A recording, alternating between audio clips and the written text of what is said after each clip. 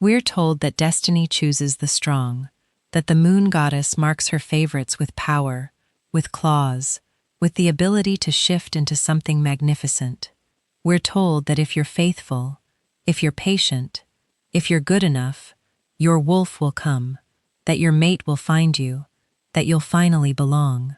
But when you stand naked under 13 full moons and feel nothing, no crack of bone, no surge of ancient instinct, no beast rising to meet the silver light, you learn the devastating truth. The world has no use for the powerless. And when you're powerless in a world built on dominance, you don't just fade into the background. You become a target, a cautionary tale, a lesson in what happens when the goddess looks away. They called me the broken one, the girl whose wolf never came, the defect in an alpha bloodline that hadn't produced weakness in 7 generations. My own father couldn't meet my eyes after my 18th birthday passed without transformation. My mother stopped introducing me at pack gatherings, and my sister, golden, perfect, already showing signs of her future alpha strength. She stopped defending me altogether. But here's what no one tells you about being wolfless in a pack of predators. You learn to survive in ways they never have to. You learn to read micro-expressions, to hear the shift in someone's voice before they strike, to calculate escape routes while smiling politely. You learn that stories, the right words at the right time, can be sharper than any claw. And you learn that sometimes the most dangerous thing in the room isn't the one with teeth, it's the one with nothing left to lose. Chapter 1. The Offering. The morning they decided to give me away, my mother made blueberry pancakes. That should have been my first warning. We hadn't had blueberry pancakes since before my 18th birthday, before the night I failed to shift, before I became the shame that hung over the Ashwood pack like a funeral shroud. But there they were, stacked high on my plate, drowning in maple syrup with fresh butter melting into golden pools. My sister Vera wasn't eating. She sat across from me, her amber eyes, wolf eyes, the kind I'd never have, tracking every movement I made. She'd shifted for the first time 3 months ago. At 17, early even for an alpha's daughter, the pack had celebrated for 3 days straight. I'd smiled through every minute of it, cheeks aching, while something inside me quietly died. "Eat, Kiara," my mother said softly, not meeting my gaze. She'd stopped meeting my gaze 6 months ago. I picked up my fork. The pancakes tasted like ash. My father arrived as I was forcing down the last bite. Alpha Marcus Ashwood. No, wait, I need to change that name. Alpha Ronan Ashwood. He commanded a room just by entering it. All 6'4" of him, shoulders broad enough to carry the weight of 200 pack members. He'd carried that weight with pride my entire life until I became part of it. "Kiara." His voice was gentle. That was the second warning. My father was never gentle anymore. Not with me. Gentle meant bad news. Gentle meant he was about to do something that would hurt. "We need to talk." I set down my fork carefully, precisely, centered it on the plate, folded my hands in my lap.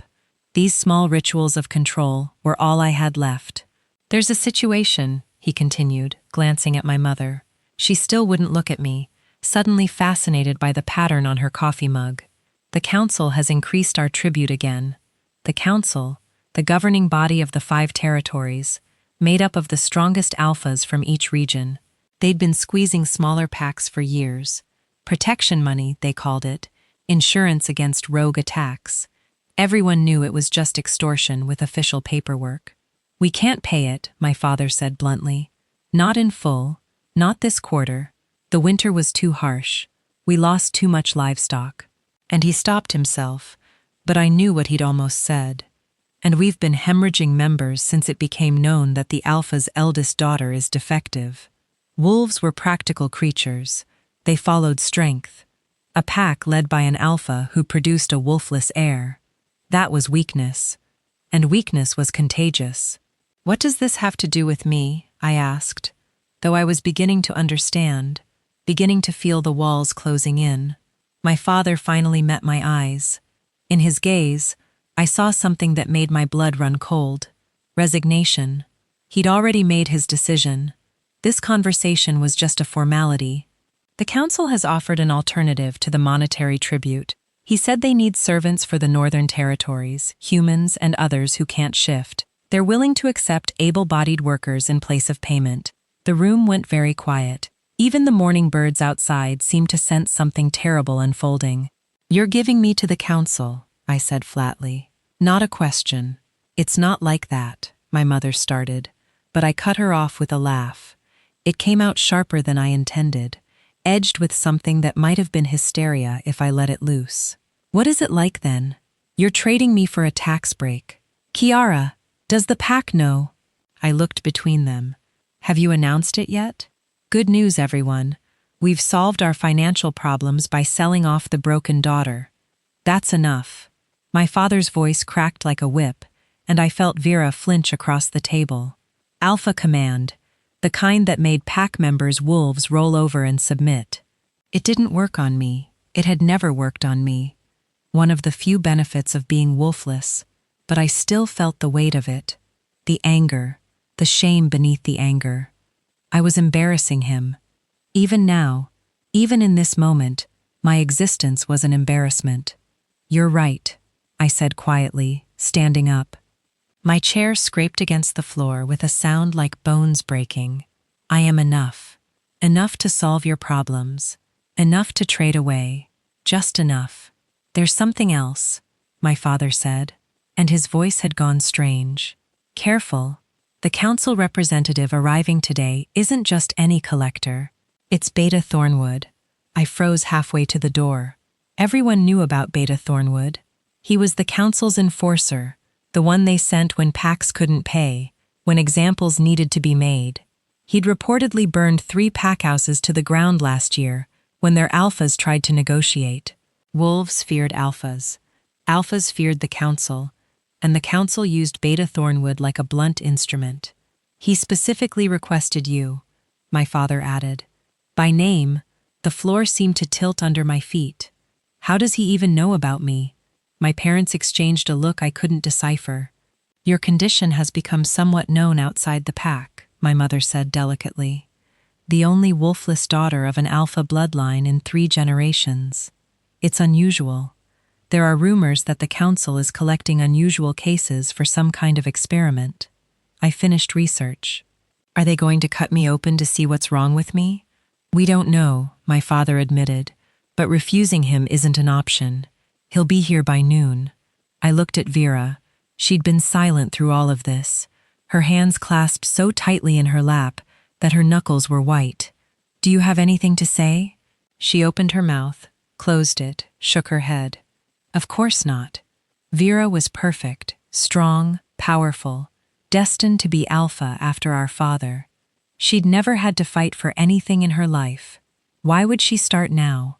Why would she risk the council's displeasure for a sister who couldn't even shift? "I need to pack," I said. "Kiara." My mother reached for me, but I stepped back. "Don't." The word came out cold. Final. "You've made your choice. Let me make mine." I didn't have much to pack. Wolfless pack members weren't exactly showered with resources. Most of my clothes were hand-me-downs from Vera, taken in and patched up. I had my books, my precious worn books that I'd collected from the pack library, the ones no one else wanted because they were too old or too damaged. I had the journal where I wrote my stories, the ones I told myself late at night when the loneliness became too heavy to bear. And I had the silver locket my grandmother had given me before she died, the only member of the family who'd never looked at me with disappointment. "You're not broken," she'd whispered on her deathbed, pressing the locket into my palm. "You're just different. And different isn't wrong. It's dangerous to them, not to you. Remember that." I'd never understood what she meant. Different was weakness. Different was wrong. Different was why I was being traded away like livestock. I was shoving the last of my books into a canvas bag when Vera appeared in my doorway. She stood there silently, watching me with those wolf gold eyes that I'd never have, that I'd wanted so desperately for 18 years. "I'm sorry," she said finally. "I didn't turn around." "Are you?" "I didn't know they were going to. I mean, I knew things were bad financially, But I didn't think you didn't think they'd choose you over me. I faced her then. Really, Vera? You didn't see this coming? She had the grace to look ashamed. I could talk to father, maybe. If you what? Offered to go in my place. I laughed bitterly. You're the heir, the future alpha, the golden child with the perfect wolf and the perfect future. They'd sooner cut off their own arms than trade you. That's not fair. None of this is fair. The words exploded out of me. 6 months of silence and swallowed pain erupting all at once. It's not fair that I never shifted. It's not fair that the pack looks at me like I'm diseased. It's not fair that my own parents can't stand to be in the same room with me. And it's not fair that you get to stand there and say you're sorry when we both know you're relieved. Relieved? Vera's voice rose, her wolf flashing behind her eyes. That telltale golden glow that meant she was close to shifting. You think I'm relieved that my sister is being taken away by the most dangerous beta in the territories? I think you're relieved you'll finally stop having to explain me, to apologize for me, to watch the pack whisper about how the alpha's bloodline has been tainted. I zipped my bag closed with shaking hands. I think you're relieved that the problem is solving itself. Vera stared at me for a long moment, and I saw something in her face that might have been genuine grief, but then she squared her shoulders, and her expression hardened. Alpha training already taking root. You're right, she said quietly. I am relieved, not because I don't love you, but because watching you suffer has been killing me too. And I can't fix it. I can't make your wolf appear. I can't make the pack accept you. I can't make father see you the way grandmother did. She stepped closer, and I smelled the forest scent that clung to all shifters, pine and earth, and wild things. But I can tell you this. Beta Thornwood didn't ask for you because you're broken. The council doesn't collect failures. They collect assets. Whatever they want you for, it's because you have something they need. Something that scares them enough to send their best enforcer to retrieve you personally. That's supposed to make me feel better. It's supposed to make you careful. She pressed something into my hand. A small knife with a silver blade, the kind that could hurt wolves. Grandmother gave me this before she died. She said to give it to you when the time came. I think this is that time. I looked down at the blade, then back at my sister. What did she know? I don't know, but she told me something else. Vera's voice dropped to barely a whisper. She said, "Your wolf isn't missing. It's just sleeping, and when it wakes up, the whole world is going to feel it." Before I could respond, a howl split the air outside the pack's warning call. Someone was approaching the territory borders. Beta Thornwood had arrived. I'd imagined him as a monster, all teeth and scars and cruelty carved into flesh. But the man who stepped out of the black SUV in our pack's central square was something far worse. He was unremarkable. Average height, maybe 5 to 10. Lean build, not the massive frame most betas carried. Dark hair shot through with silver at the temples, pulled back in a neat ponytail. His face was angular, almost scholarly, with wire-rimmed glasses perched on his nose. He wore a perfectly tailored 3-piece suit, like he was attending a business meeting, not collecting human tribute from a desperate pack. The only remarkable things about him were his eyes, pale gray, like winter ice, and the way every wolf in the square immediately backed away from him. Even my father, an alpha in his own territory, took an involuntary step back. Power radiated off Beta Thornwood like heat off asphalt. Not the loud, aggressive dominance most wolves projected, but something colder, more certain. This was a man who'd never had to prove his strength because everyone already knew what he was capable of. "Alpha Ashwood," Thornwood said pleasantly, extending a hand. His voice was cultured, educated. "Thank you for meeting with me on such short notice." My father shook his hand, though I could see the tension in his shoulders. "Beta Thornwood, we have everything prepared as discussed." "Excellent." Those pale eyes scanned the crowd that had gathered because, of course, the entire pack had come to watch my humiliation and landed on me. "And this is the girl." I lifted my chin, met his gaze directly. Even though every instinct screamed at me to look away, I wouldn't give him the satisfaction of my fear. Something flickered across his face. Surprise, approval. It was gone too quickly to read. Kiara Ashwood, my father said, gesturing me forward. As we discussed, she's healthy, strong for a human. She can read and write, which is rare. She'll be a valuable, I'm sure she will be. Thornwood cut him off smoothly, still watching me with those unsettling eyes. Miss Ashwood, do you understand what's happening here? You're taking me as payment for my father's debts, I said flatly. I'm property now. Not quite. He tilted his head, studying me like I was a particularly interesting puzzle. You're entering into a service contract with the council. 7 years of work in exchange for your PAC's financial obligations being cleared. After that term, you'll be free to go wherever you wish. 7 years. 7 years of my life traded away for a tax bill. And if I refuse? I asked. My father made a strangled sound. You didn't refuse the council. You didn't refuse Beta Thornwood. But Thornwood just smiled. It didn't reach his eyes. Then I leave empty-handed. Your father's PAC is sanctioned for non-payment, and within 6 months, the council will absorb these territories into the northern holdings. Everyone here will be dispersed to other PACs. Most will lose their rank, their homes, their family units, but you'll have your freedom. He said it so reasonably, so calmly, as if he wasn't threatening the destruction of 200 lives. So really, I said, I don't have a choice at all. We always have choices, Miss Ashwood. It's just that sometimes all our options are terrible. He gestured to the SUV. Shall we? I looked back at my family one last time.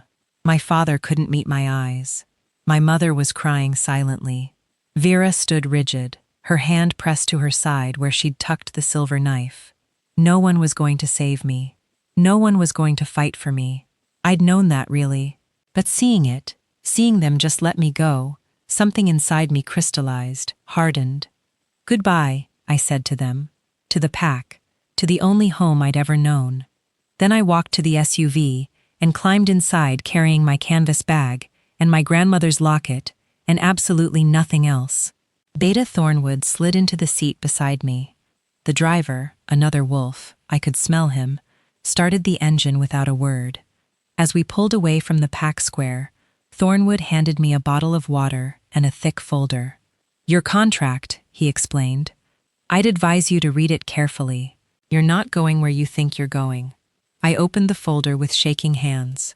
The first page was standard service terms, duration, basic expectations, but the second page made my breath catch. Destination, the Northern Citadel assignment. Personal service to High Alpha, Darius Blackthorn. Special notation, subject exhibits unique characteristics, standard protocol waived. Direct assignment approved by High Alpha himself. I looked up at Thornwood. The High Alpha. I'm being sent to the High Alpha. Not just sent, Thornwood corrected. Requested personally. He's been looking for someone like you for a very long time. Someone like me? You mean someone wolfless? Someone broken? Those ice-gray eyes studied me again, and this time I definitely saw it. Approval, satisfaction, like I'd passed some test I hadn't known I was taking. Someone, Beta Thornwood said softly, who has absolutely no idea what she really is. The SUV turned onto the highway, heading north, heading toward the Citadel, heading toward whatever fate the High Alpha had planned for the wolfless girl who should never have existed. And as the miles stretched between me and everything I'd ever known, I felt something stir deep inside my chest. Not my wolf. I'd long since accepted that she would never come. But something else. Something that had been waiting, coiled and patient for 18 years. Something that whispered. Finally, Chapter 2. The Citadel. The drive north took 6 hours, but it felt like crossing into another world. We left behind the rolling hills and dense forests of the Ashwood territory, climbing higher into the mountains where the air grew thin and cold. The trees changed from oak and maple to towering pines that blocked out the sun, casting everything in perpetual twilight. Snow appeared on the roadside, then on the road itself, forcing the driver to slow down as we navigated switchbacks that dropped off into nothing. Beta Thornwood spent most of the journey working on a laptop. his fingers flying across the keys with mechanical precision. He'd removed his suit jacket and rolled up his sleeves, revealing forearms marked with scars, the kind you got from claws, from teeth, from surviving things that should have killed you. I tried to read my contract, but the legal language twisted around itself like brambles. 7 years of service, room and board provided, no contact with former pack members without permission. Termination clause only active in case of gross incompetence or willful endangerment of council interests. In other words, I was theirs until they decided otherwise. "You're surprisingly calm," Thornwood observed without looking up from his screen. "Most people cry or try to jump out of the moving vehicle. Would crying change anything? No. Then why waste the energy?" I closed the folder and stared out the window at the endless trees. "You said the High Alpha has been looking for someone like me. What did you mean?" "That's not my story to tell. You're taking me to him. I think I have a right to know what I'm walking into." Now, he did look at me, one eyebrow raised above his wire-rimmed glasses. "Rights are interesting things, Miss Ashwood. They exist only as long as someone more powerful agrees to honor them. In your current position, I'd focus less on rights and more on survival. Thanks for watching. Is he going to kill me? The High Alpha." Thornwood actually smiled, and it transformed his face from unremarkable to something almost handsome. "Almost. No. If he wanted you dead, he wouldn't have sent me to collect you personally. He'd have simply sent a termination order to your father." The casual way he said it, like murder, was just another administrative task, made my stomach turn. Then what does he want? Thornwood closed his laptop with a soft click. "Tell me, Miss Ashwood, what do you know about the origin of shifters?" I blinked at the sudden change in topic. "The same stories everyone knows. The moon goddess created wolves to protect humanity from darkness. She gave certain bloodlines the ability to shift between human and wolf form, to bridge both worlds. And what darkness were they protecting humanity from? I don't know. The stories don't say. Just darkness. Evil. The usual fairy tale stuff." "Exactly." He leaned back in his seat, studying me with those unsettling pale eyes. "The stories are vague, incomplete, almost as if someone deliberately obscured the truth over generations." "What does this have to do with me?" "Everything," Thornwood said softly. "Because you, Miss Ashwood, are proof that the stories are lies, or at least not the whole truth." Before I could respond, the SUV rounded a final curve, and the Citadel came into view. I'd expected a fortress, stone walls, guard towers, something medieval and imposing. What I saw instead stole the breath from my lungs. The Citadel was carved into the mountain itself, a vast complex of black stone and glass that seemed to grow organically from the rock. Massive windows reflected the dying sunlight like dragon scales. Towers spiraled upward, connected by bridges that looked impossibly delicate, as if they were made of ice rather than steel. At the very peak, a single structure rose above everything else, a palace of dark marble, veined with silver, crowned with spires that pierced the clouds. It was beautiful, terrifying, wrong in some fundamental way that made my skin prickle with warning. "Welcome," Thornwood said, "to the seat of the High Alpha's power. Home to the Council of Five, heart of shifter civilization. It's enormous. 3,000 permanent residents, another 1,000 in rotating positions, guards, servants, diplomats, traders. The entire northern economy runs through these walls." He gestured to the sprawling complex below the palace. The lower levels house the administrative offices, barracks, training grounds, and servant quarters. The middle levels are reserved for ranked pack members and visiting dignitaries. And the upper palace, he paused, something unreadable crossing his face. "The upper palace belongs to the High Alpha alone." "Is that where I'm going?" Eventually, first processing, the SUV descended into an underground garage that seemed to tunnel endlessly into the mountain. We passed security checkpoints where armed guards examined the vehicle with mirrors and scanners, their eyes glowing wolf gold in the artificial light. No one stopped us, Beta Thornwood's presence was apparently clearance enough, but I felt their stares tracking me through the tinted windows. Wolfless, their expression said. Broken, weak. I'd seen that look my entire life. I should have been numb to it by now. We parked in a private bay, and Thornwood led me through a maze of concrete corridors that all looked identical. Fluorescent lights buzzed overhead. The air smelled of disinfectant and stone and something else. Something wild and musk-heavy that made my pulse quicken. Fear, I told myself. You're smelling your own fear. We stopped at a steel door marked only with a number, 247.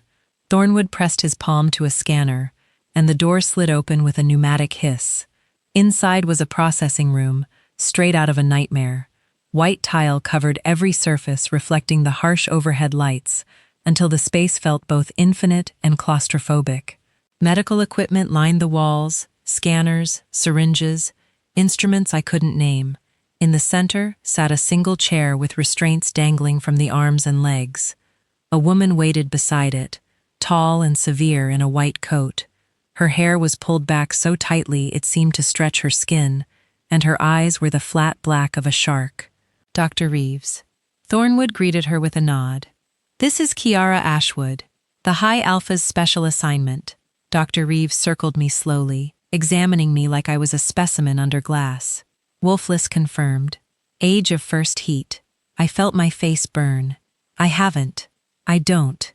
She's infertile, Thornwood said clinically. Medical records confirm no heat cycles, no pheromone production, no mate bond capability. The doctor made a note on her tablet. Interesting. And the bloodline, pure alpha heritage on both sides. 7 generations of unbroken alpha succession on her father's line. 6 on her mother's, which makes this even more curious. Dr. Reeves grabbed my chin, tilting my face toward the light.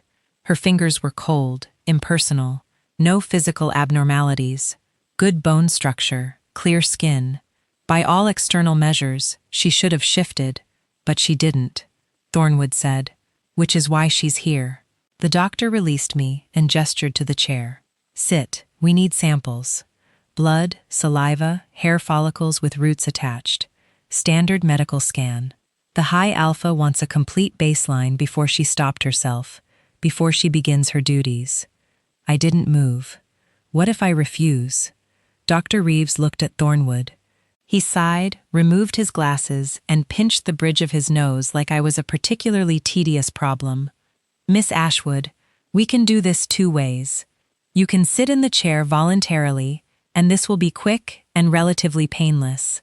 Or I can have you restrained, and Dr. Reeves will take what she needs while you scream. The High Alpha wants you functional, not comfortable. Choose. The casualness of the threat, the absolute certainty that he would follow through, made my decision for me. I walked to the chair and sat down, gripping the armrests until my knuckles went white. Smart girl, Dr. Reeves murmured, already moving toward me with a needle.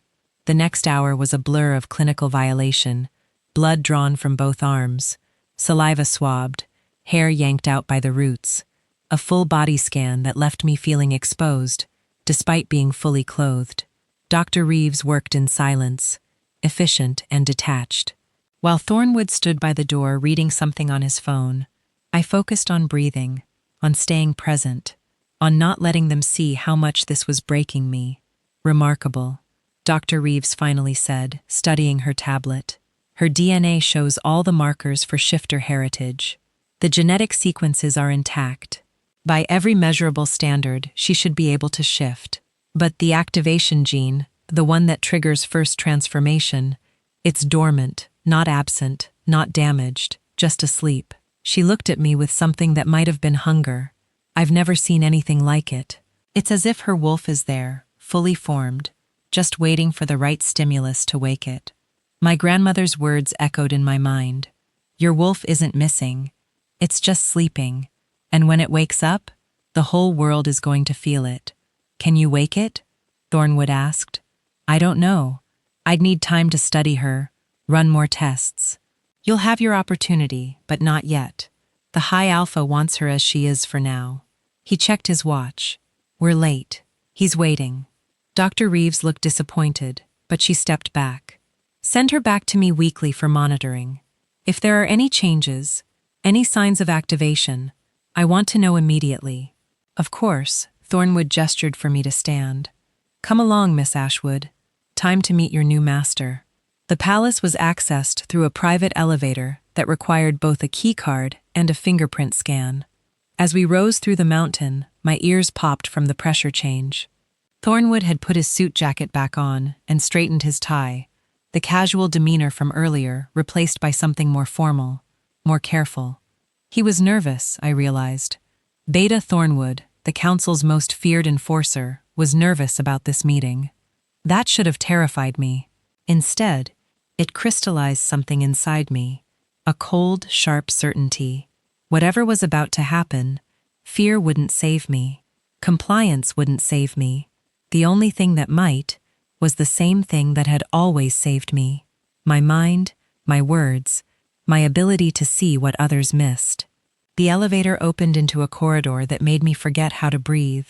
The walls were made of some dark material that seemed to shift in the light, not quite black, not quite blue, with veins of silver running through like frozen lightning. The floor was polished marble, so reflective it looked like walking on water, and the ceiling was glass, revealing the night sky above with a clarity I'd never seen. Stars blazed like diamonds scattered across black velvet, and somewhere high above, the moon hung full and heavy. The High Alpha's private quarters, Thornwood said quietly. You're one of perhaps 50 people who've ever been allowed up here. Most of the council has never seen beyond the public reception halls. Why me? That said, a voice from deeper in the corridor is exactly what I intend to discover. The voice was deep, resonant, with a quality that made something in my chest vibrate in response. It bypassed my ears and spoke directly to some primal part of my brain that recognized power when it heard it. A figure emerged from the shadows at the end of the hall. The High Alpha was not what I expected. He was tall, over 6.5 feet, with shoulders broad enough to block out the starlight. But rather than the bulky frame most alphas carried, he moved with a predator's liquid grace. His hair was black as the walls around us, falling to his shoulders in waves that looked like they'd never seen a brush. His face was all sharp angles, high cheekbones, strong jaw, a mouth that looked like it had forgotten how to smile. And his eyes, oh God, his eyes. They weren't wolf gold like other shifters. They weren't human at all. They were silver, pure, molten silver, and they glowed with an inner light that had nothing to do with reflection. Looking into them was like looking into the heart of a star, beautiful, mesmerizing, and absolutely deadly. He wore simple clothes, black shirt, black pants, barefoot on the marble floor. No jewelry, no symbols of rank. He didn't need them. Everything about him screamed apex predator. Hi, Alpha Darius, Thornwood said, bowing his head in submission. I present Kier Ashwood as requested. Those silver eyes fixed on me, and I felt the weight of his attention like a physical force. Every instinct I had screamed at me to look away, to submit, to make myself small and unthreatening. I met his gaze instead. Something flickered across his face. Surprise, definitely, and something else I couldn't name. He took a step closer, then another, until he stood directly in front of me. This close, I could smell him. Cedar and snow, and something wild that made my head spin. You don't fear me, he observed. Not a question, a statement of fact. I'm terrified of you, I corrected, but showing it won't change what happens next. So why bother? The corner of his mouth twitched. Not quite a smile, but close. Interesting. He circled me slowly, the same way Dr. Reeves had, but this felt different. Not clinical, hunting, 18 years old, wolfless, infertile, from a strong bloodline, but completely human in every measurable way. Do you know why you're here? Kiara Ashwood, the use of my first name, intimate, possessive, made something in my stomach twist. Your beta said you've been looking for someone like me, someone who's broken. Not broken, Darius said softly, stopping directly behind me. I felt his breath on the back of my neck, felt the heat radiating from his body. Unique.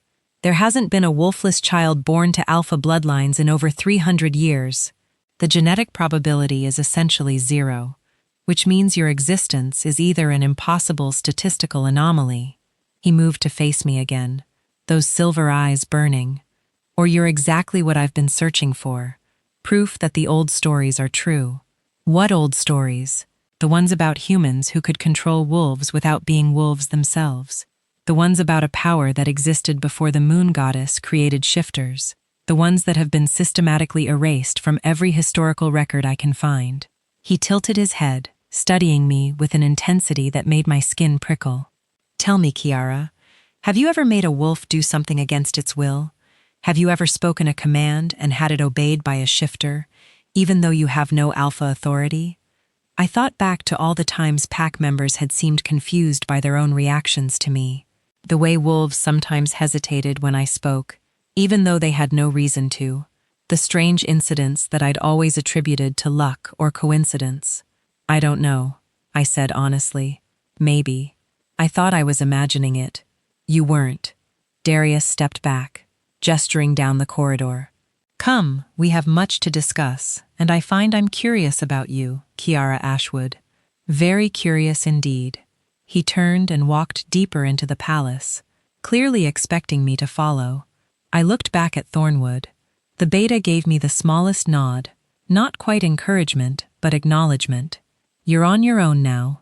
I adjusted the strap of my canvas bag on my shoulder and followed the high alpha into the darkness, each step taking me further from everything I'd ever known and closer to whatever truth he'd brought me here to find.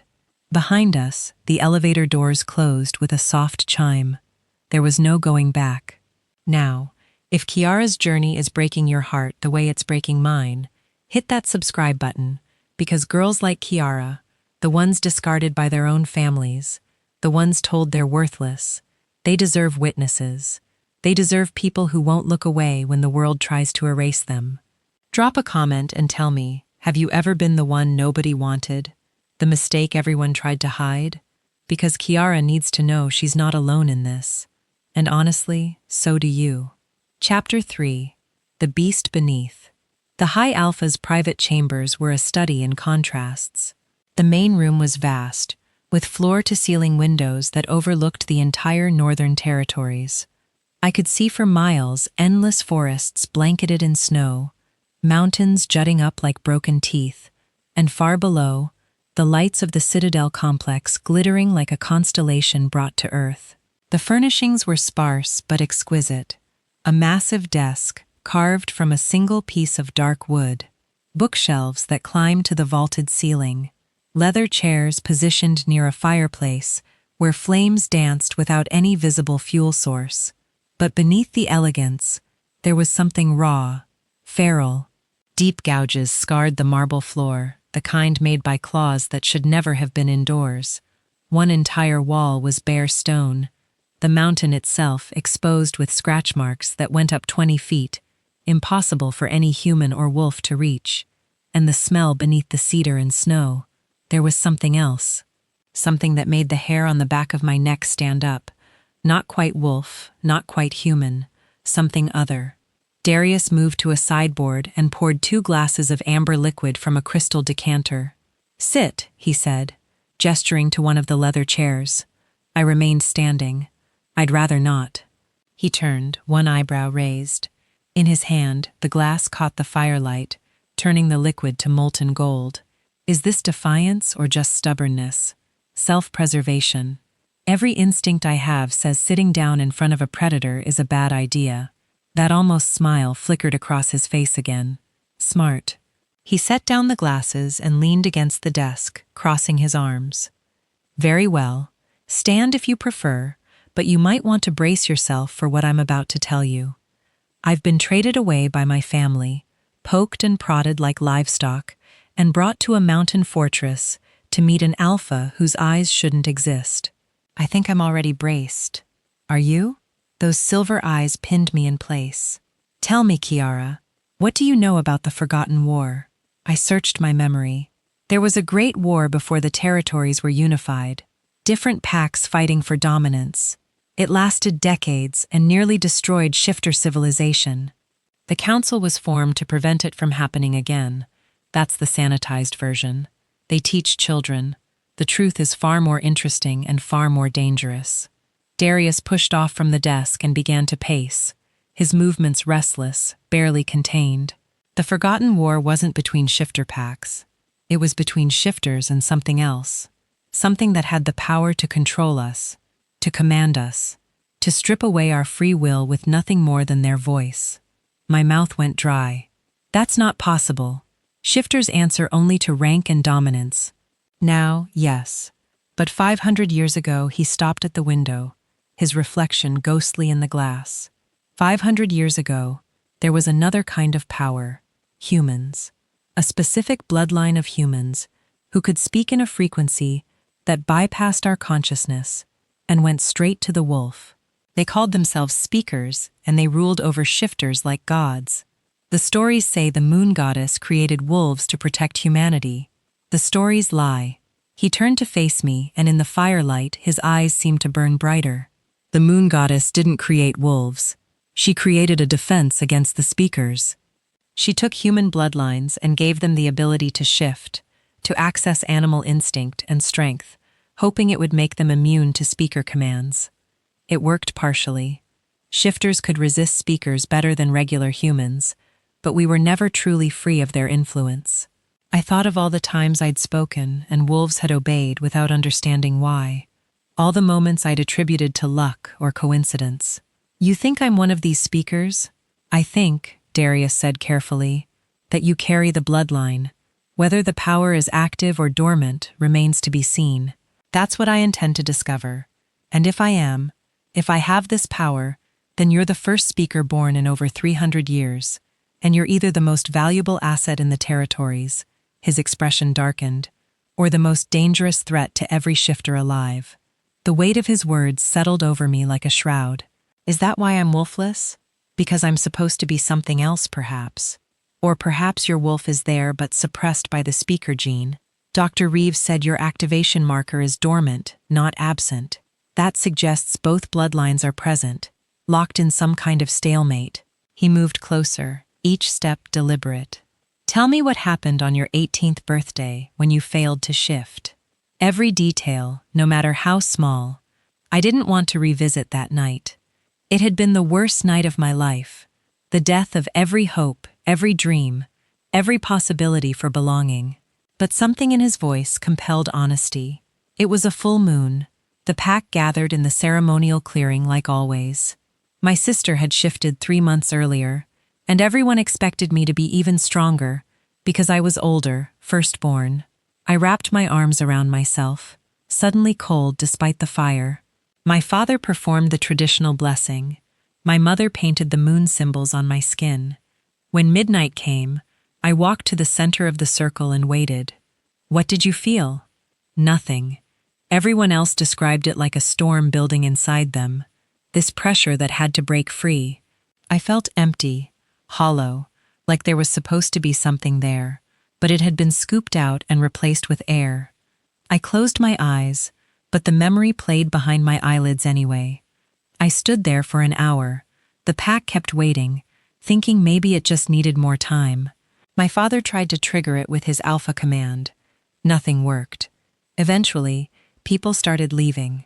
By dawn, it was just my family and me, and they couldn't even look at me. When I opened my eyes, Darius was standing directly in front of me. I hadn't heard him move. Did anyone touch you during the ceremony? Speak words that seemed strange or out of place? My grandmother came to see me before it started. She was too sick to attend the actual ceremony, but she insisted on seeing me first. I remembered her frail hands gripping mine, the fevered brightness in her eyes. She said my wolf was sleeping, that it would wake when the time was right. She made me promise to remember that I wasn't broken, just different. Your grandmother? Darius's voice had gone very quiet. What was her maiden name? I don't know. She married into the Ashwood pack before my father was born. Why? Because I think your grandmother knew exactly what you are. I think she recognized the signs and tried to warn you. He reached out slowly, giving me time to pull away and touch the silver locket hanging around my neck. "May I?" I nodded, and he opened it with careful fingers. Inside were two pictures, one of my grandmother as a young woman, beautiful and fierce, and one of a symbol I'd never understood. 3 interlocking circles, with a crescent moon in the center. Darius's expression shifted to something almost like awe. This is the mark of the speaker families. The 3 circles represent the triad of power: body, mind, and voice. The crescent represents the incomplete moon power that waxes and wanes but never truly disappears. If my grandmother knew, why didn't she tell me? Why let me suffer thinking I was defective? Protection, most likely. If anyone discovered what you were, you'd be killed immediately. The council has standing orders to eliminate any potential speaker bloodlines on sight. It's the first law written into our founding documents. He closed the locket gently. Your grandmother kept you safe the only way she could, by keeping you ignorant. But you're part of the council, the High Alpha. If there are orders to kill speakers, why am I still alive? Those silver eyes met mine, and in them I saw something I hadn't expected. Pain. Old pain. The kind that had scarred over but never truly healed. Because I'm not like other shifters, Darius said softly. I'm not even really a wolf. Before I could process that statement, his form began to change. I'd seen shifters transform hundreds of times. It was usually quick, a ripple of power, a blur of motion, and suddenly a wolf stood where a human had been. Painful, yes, but over in seconds. This was nothing like that. Darius's transformation was slow, agonizing. His bones cracked and reformed with sounds like gunshots. His skin rippled and tore, fur erupting in patches. His face elongated into something that was neither human nor wolf, but trapped horribly between. He fell to his hands and knees, silver eyes blazing with pain and something darker. I should have run. Every survival instinct screamed at me to flee while he was vulnerable, to put as much distance between myself and whatever he was becoming. Instead, I dropped to my knees beside him. What's happening? I reached out instinctively, then froze. Can I? Should I? Don't touch. The words came out mangled, half growl, half human. Can't control. But I was already touching him, my hand on his shoulder, and the moment my skin made contact, something happened.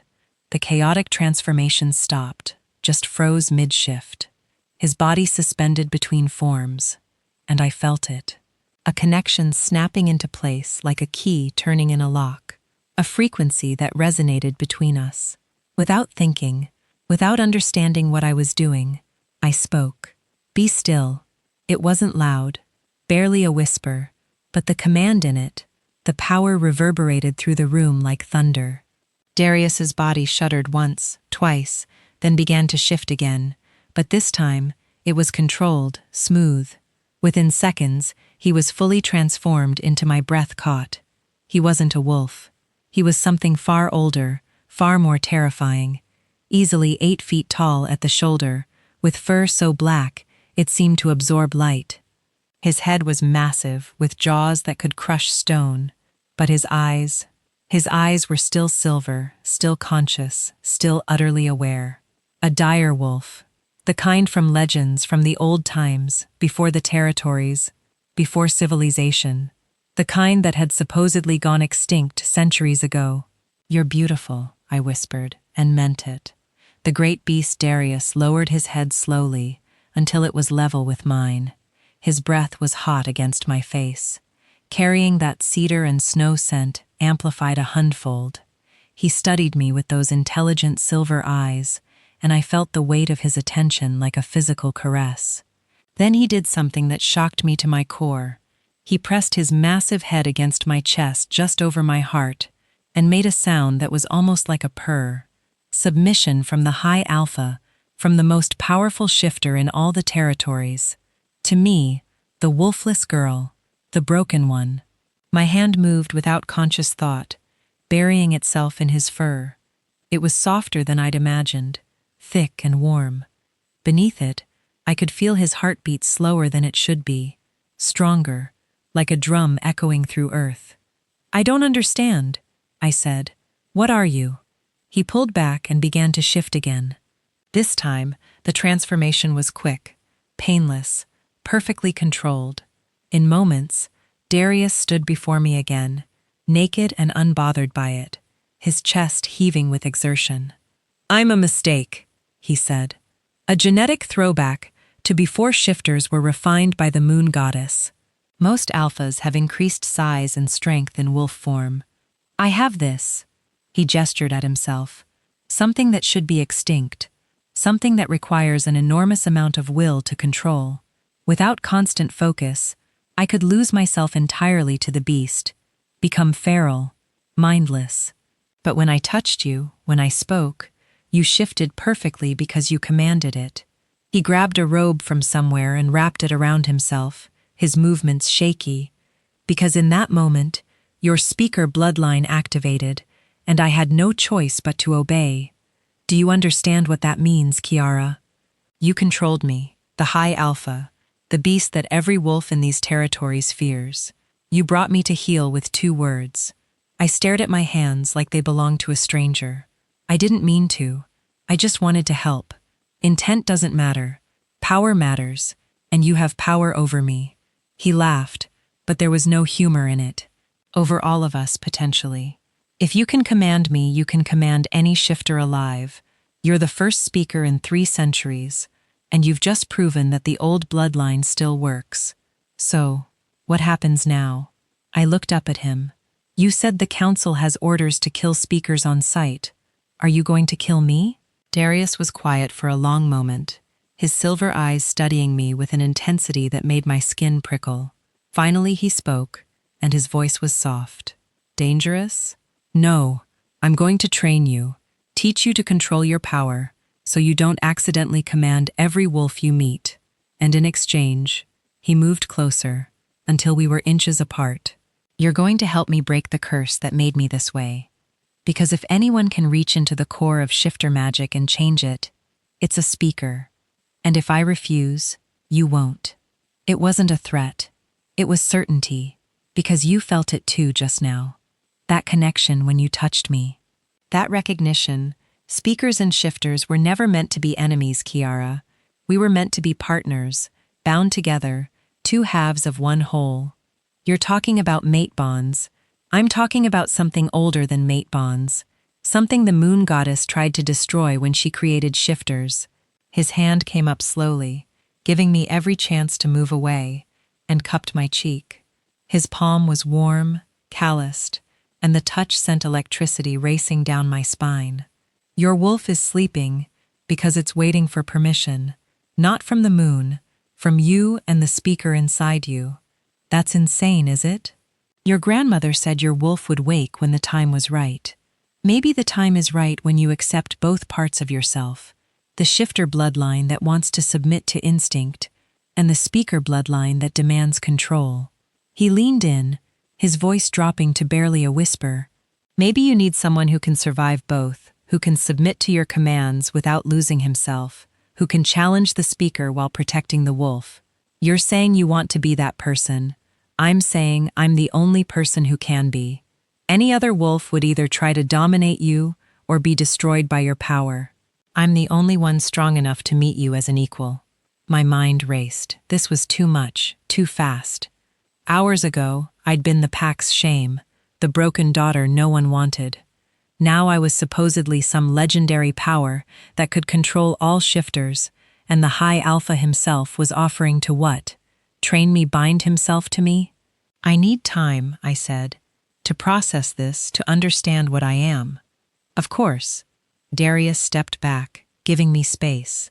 But time is a luxury we may not have. If the council discovers what you are, before you can control your power, they'll move against both of us. I've kept my true form secret for years, by maintaining absolute control. But now that you're here, now that you've touched me, he shook his head. The beast inside me recognizes you, craves you. It's going to be harder to hide. How long? Weeks if we're lucky, days if we're not. The council meets in 1 month. They'll want to see you to verify you're just a wolfless servant. If they suspect the truth, he didn't need to finish the sentence. I thought of Dr. Reeves and her hungry eyes, of Beta Thornwood's calculating gaze, of all the wolves in the citadel who would see me as either a threat to be eliminated or a weapon to be controlled. Where will I stay? I asked, forcing myself to focus on practical matters before I drowned in existential terror. Here in the palace, I'll tell the household staff you're a personal assistant, rare for someone wolfless, but not unheard of. Your quarters will be adjacent to mine. We'll begin training tomorrow night. Why night? Because that's when my control is weakest, when the beast is closest to the surface. If you can command me, then you can command me always. He moved to a doorway I hadn't noticed before and opened it, revealing a smaller room beyond. These will be your chambers. There's a bathroom, a closet, everything you'll need. Food will be brought to you 3 times daily. You're not permitted to leave the palace level without my explicit permission or an escort. Understood? Am I a guest or a prisoner? You're something far more dangerous than either. You're a secret. His silver eyes caught the firelight. Get some rest, Kier Ashwood. Tomorrow night, we'll see if you're strong enough to tame a monster. He turned to leave, then paused. One more thing. That silver knife your sister gave you. Keep it close. If I ever lose control completely, if the beast takes over and I become a threat to you, don't hesitate. Cut deep and fast. It's the only thing that can stop me. You want me to kill you if necessary. I want you to survive, he corrected, no matter the cost. Then he was gone, disappearing deeper into the palace, leaving me alone in chambers that were more luxurious than anywhere I'd ever lived, and more isolated than any prison. I walked into the room that was now mine and closed the door, leaning against it as my legs finally gave out. I slid down to the floor, my canvas bag clutched against my chest, and tried to process everything that had just happened. I was a speaker, some kind of legendary human who could control wolves with my voice. The High Alpha was a dire wolf, something that shouldn't exist, and he wanted me to help him break a curse. My wolf wasn't missing. It was sleeping, waiting, and somewhere deep inside my chest, in a place I'd thought was hollow and empty, something stirred, like a giant eye-opening after a long slumber, like a creature uncurling from centuries of sleep. Not my wolf, something else, something that had been waiting for this exact moment. I pulled out my grandmother's locket and opened it, staring at the symbol I now understood. 3 circles. Body, mind, and voice. The incomplete moon. What am I? I whispered to her picture. But grandmother was long dead, and the only person who could answer that question was the monster sleeping somewhere in the rooms beyond, dreaming his cursed dreams. I touched the silver knife hidden in my bag and wondered if I'd have the strength to use it when the time came. Then I closed my eyes and tried to sleep, knowing that nightmares were waiting, knowing that some of them would be real. Chapter 4, The First Lesson. I didn't sleep. How could I? Knowing what I now knew.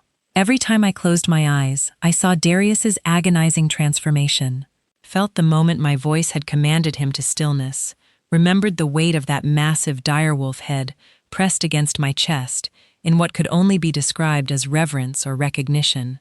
By the time pale dawn light filtered through the windows of my new chambers, I'd worn a path in the plush carpet from pacing. I'd unpacked my meager belongings, books arranged on the shelf provided, clothes hung in a closet designed for someone with an actual wardrobe, my journal hidden under the mattress out of instinct. The silver knife stayed within reach on the nightstand, gleaming in the morning light like a promise, or a threat. A knock on the door made me jump. Miss Ashwood, a female voice cautious. I've brought breakfast. I opened the door to find a young woman girl. Really? She couldn't be more than 16, holding a silver tray laden with food. She had the telltale gold flicker in her eyes that marked her as a shifter, but her scent was muted. Submissive. Omega, probably assigned to servant duties. Thank you, I said, taking the tray. What's your name? She blinked, clearly surprised. I'd asked Luna, Miss, if you need anything, there's a bell pull by your bed. I'm assigned to this wing. Luna. I gestured for her to come in, setting the tray on the small table by the window. "Can I ask you something?" She stepped inside hesitantly, her body language screaming discomfort. Being alone with someone wolfless probably violated every instinct she had. We were weak, vulnerable, wrong, but she was too well trained to refuse. "What's the high alpha like?" I asked. "Really like? I mean, not the official version." Luna's eyes went wide, and she glanced at the door like she expected Darius to materialize. "I shouldn't. It's not my place to gossip. I'm asking because I'll be working closely with him, and I need to understand." I softened my voice, made it gentle rather than commanding. The last thing I wanted was to accidentally activate whatever speaker power I supposedly possessed. "Please, I'm scared, and I'm alone, and anything you can tell me would help." Something in my honesty must have reached her because Luna's shoulders relaxed slightly. "He's intense, demands perfection, but isn't cruel about it. Keeps to himself mostly, no personal relationships, no favorites, no weakness anyone can exploit. The staff respects him, but we're also terrified of him." Why terrified? Because we've all heard him late at night from the restricted wing. Sounds that aren't quite human, aren't quite wolf, like something's trying to claw its way out from inside him. She lowered her voice to barely a whisper. "There are rumors he's cursed, that the moon goddess herself punished him for some ancient sin, that he's slowly losing the battle to stay in control." My skin prickled. Has he ever hurt anyone? Not that I know of, but there was an incident years ago before I came here. A visiting alpha challenged him publicly, questioned his fitness to lead. They say the high alpha transformed right there in the council chamber, not into a normal wolf, but into something else, something massive and terrible. The challenger fled and was never seen again. No one's dared challenge him since. So, the council knew, or at least suspected, that Darius wasn't a normal shifter. They allowed him to lead because they were too afraid to oppose him. That wasn't stability. That was a powder keg waiting for a spark. And I was apparently that spark. "Thank you, Luna," I said. "You've been very helpful." She bobbed a quick curtsy and fled, clearly relieved to escape. I listened to her footsteps fade down the corridor, then turned to the breakfast she'd brought. The food was exquisite fresh fruit, pastries that melted on the tongue, eggs cooked to perfection, the kind of meal I'd never been served at home, where I'd usually eaten after everyone else, picking at leftovers. I ate mechanically, tasting nothing, my mind racing. Darius needed me to help break his curse. But what curse exactly? Was he born as a direwolf throwback? Or had something transformed him? And why did he believe a speaker, a power he supposedly feared enough to have standing kill orders, could help him, unless he was lying? Unless this was all elaborate manipulation to control the first speaker born in centuries, to keep me close and compliant until he decided what to do with me. But I'd felt that moment of connection when I'd touched him, felt his submission genuine and complete when I'd commanded him to be still. Whatever else Darius was, he'd been telling the truth about that I had power over him. Real power. The question was, did I have the courage to use it? The day passed in suffocating isolation.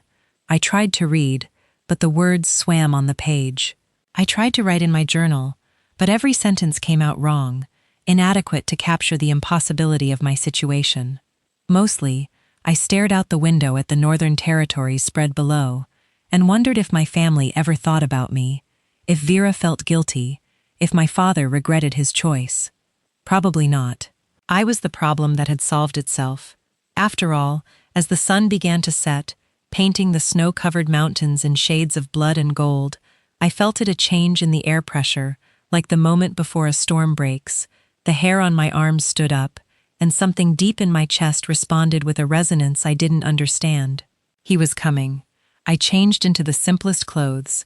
I owned dark pants, a loose shirt, boots that would allow movement. If tonight was going to be some kind of training session, I needed to be practical, not decorative.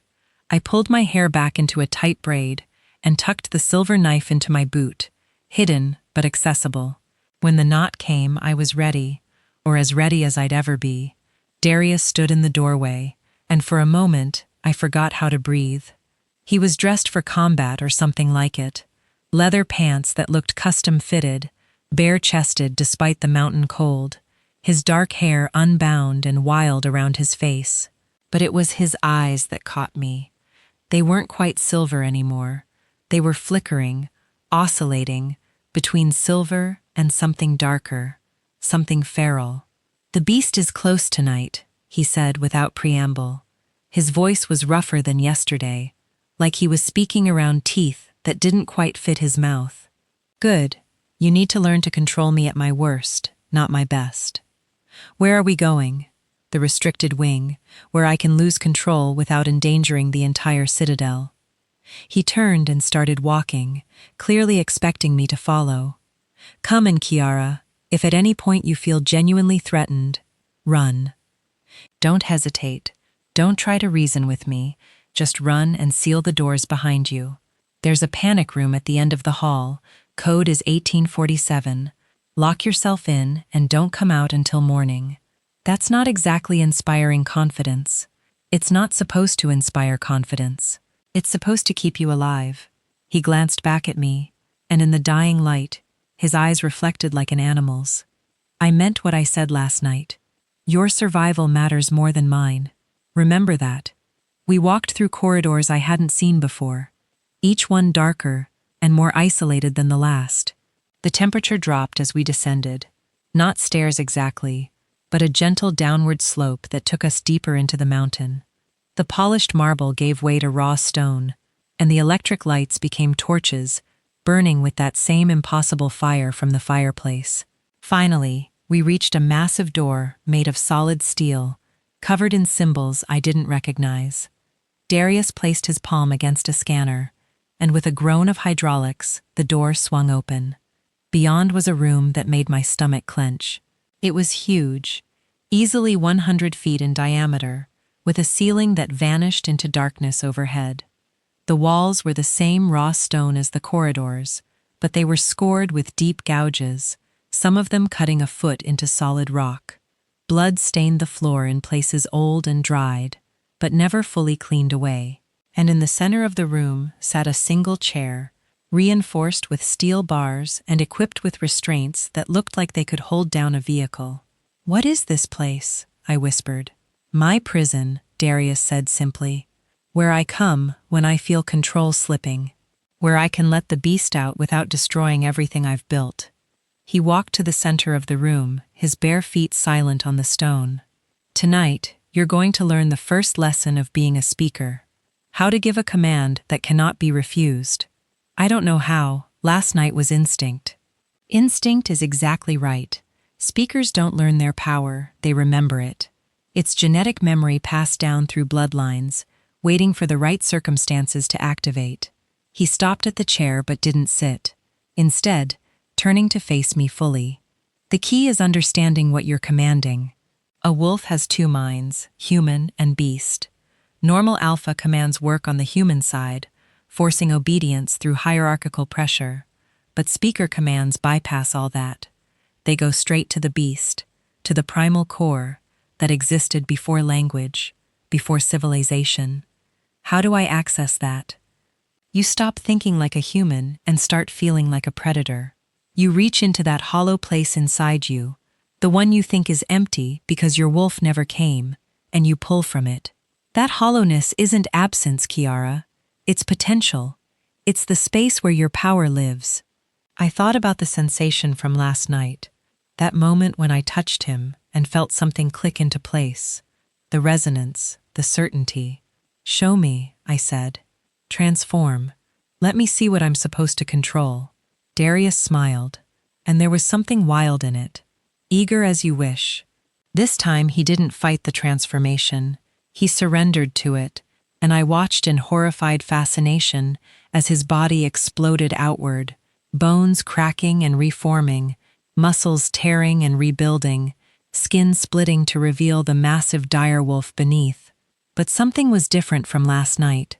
This transformation was faster, more violent, less controlled. And when it finished, when the 8-foot beast stood before me with silver eyes blazing, I saw the crucial difference. He wasn't fully present. The intelligence I'd seen before was dimmed, submerged beneath layers of instinct and hunger. This was the beast ascendant, with Darius clinging to consciousness by his fingernails, the direwolf's lips pulled back, revealing teeth as long as my fingers. A growl rumbled from his chest, so deep I felt it in my bones. He took a step toward me, then another, his massive body moving with predatory grace. Every human instinct screamed at me to run. Instead, I held my ground and reached for that hollow place inside me, the space where my wolf should have been.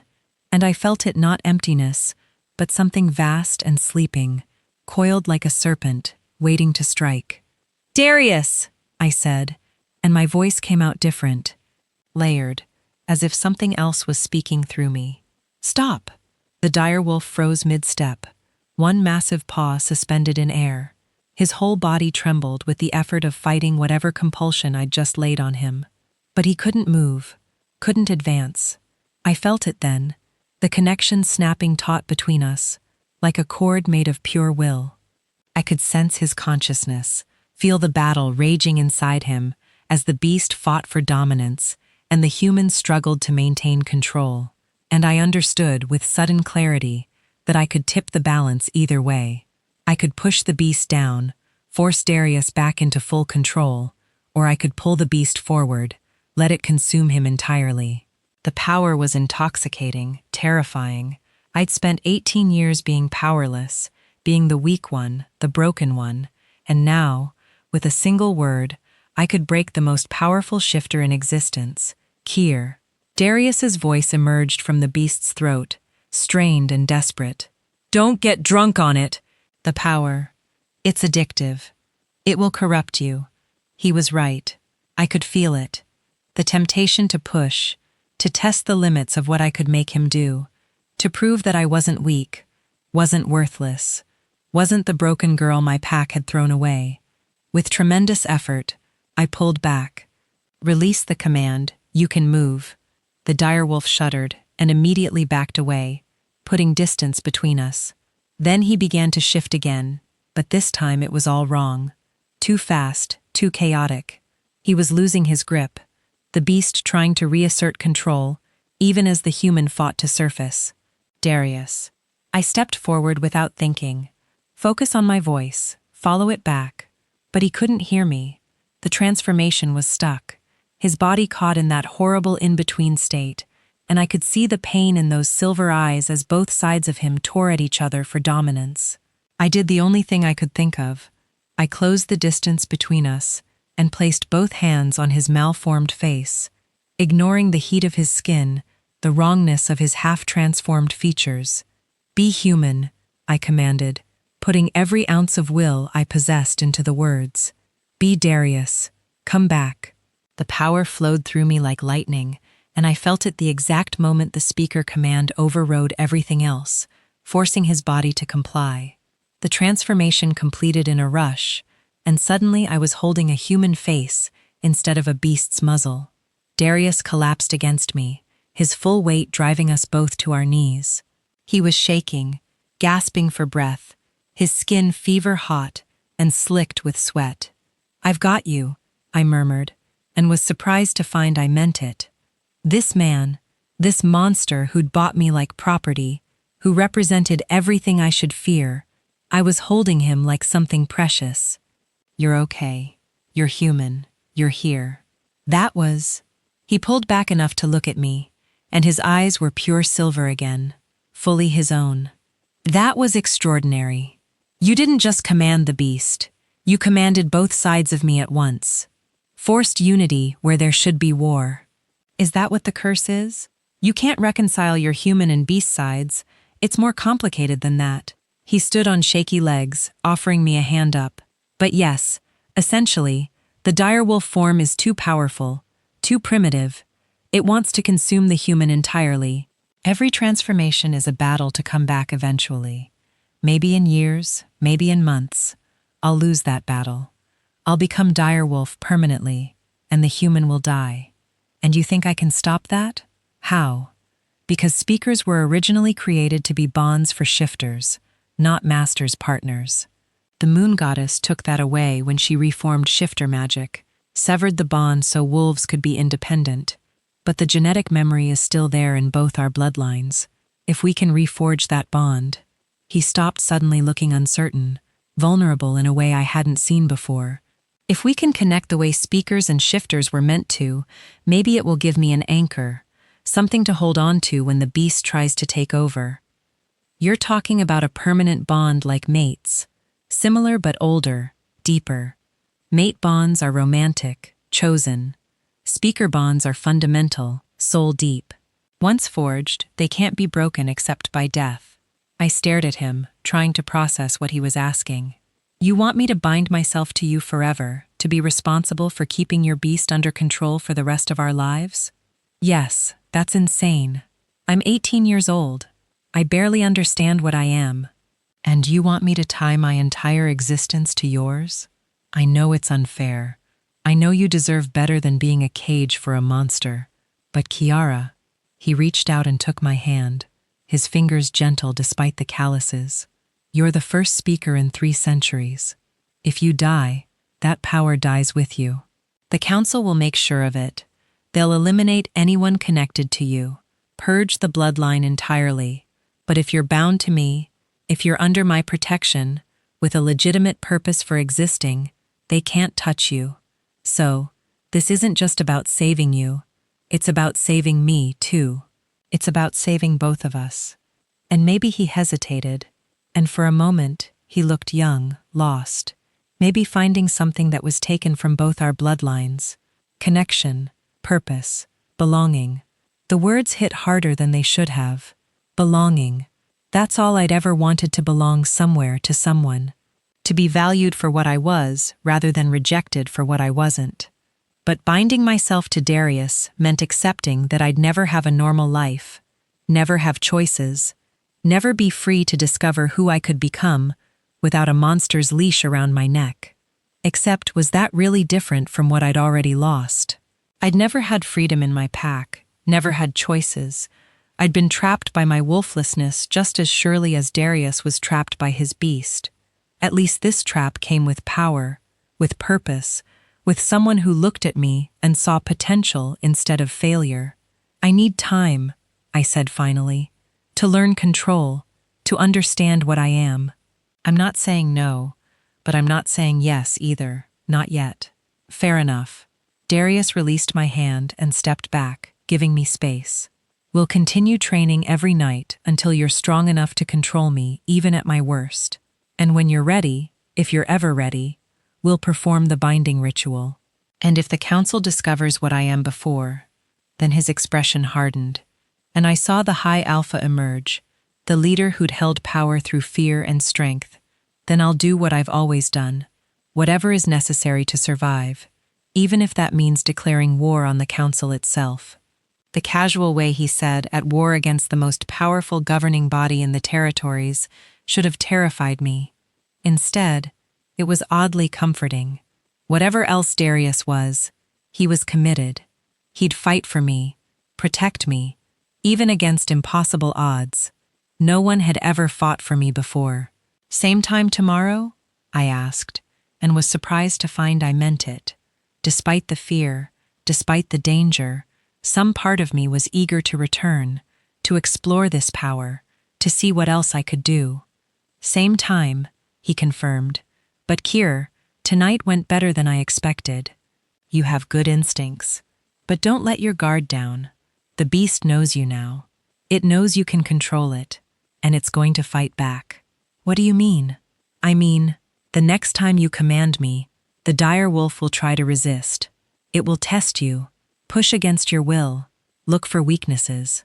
You need to be stronger, more certain, because if you hesitate, if you show even a moment of doubt, his silver eyes bored into mine. That's when it will strike. A chill ran down my spine. Will you still be in control if it strikes? I don't know, he admitted. That's what makes this dangerous for both of us. He walked me back to my chambers, maintaining a careful distance, his posture rigid with the effort of staying in control. When we reached my door, he paused. You did well tonight. Better than I hoped. Sleep well, Kira Ashwood. You too, I said, then felt foolish. He probably never slept well. How could he? With a monster constantly trying to claw its way out. He smiled like he knew what I was thinking, then disappeared down the hall, moving with that liquid grace that marked him as predator, even in human form. I locked my door and leaned against it, my heart still racing from the night's events.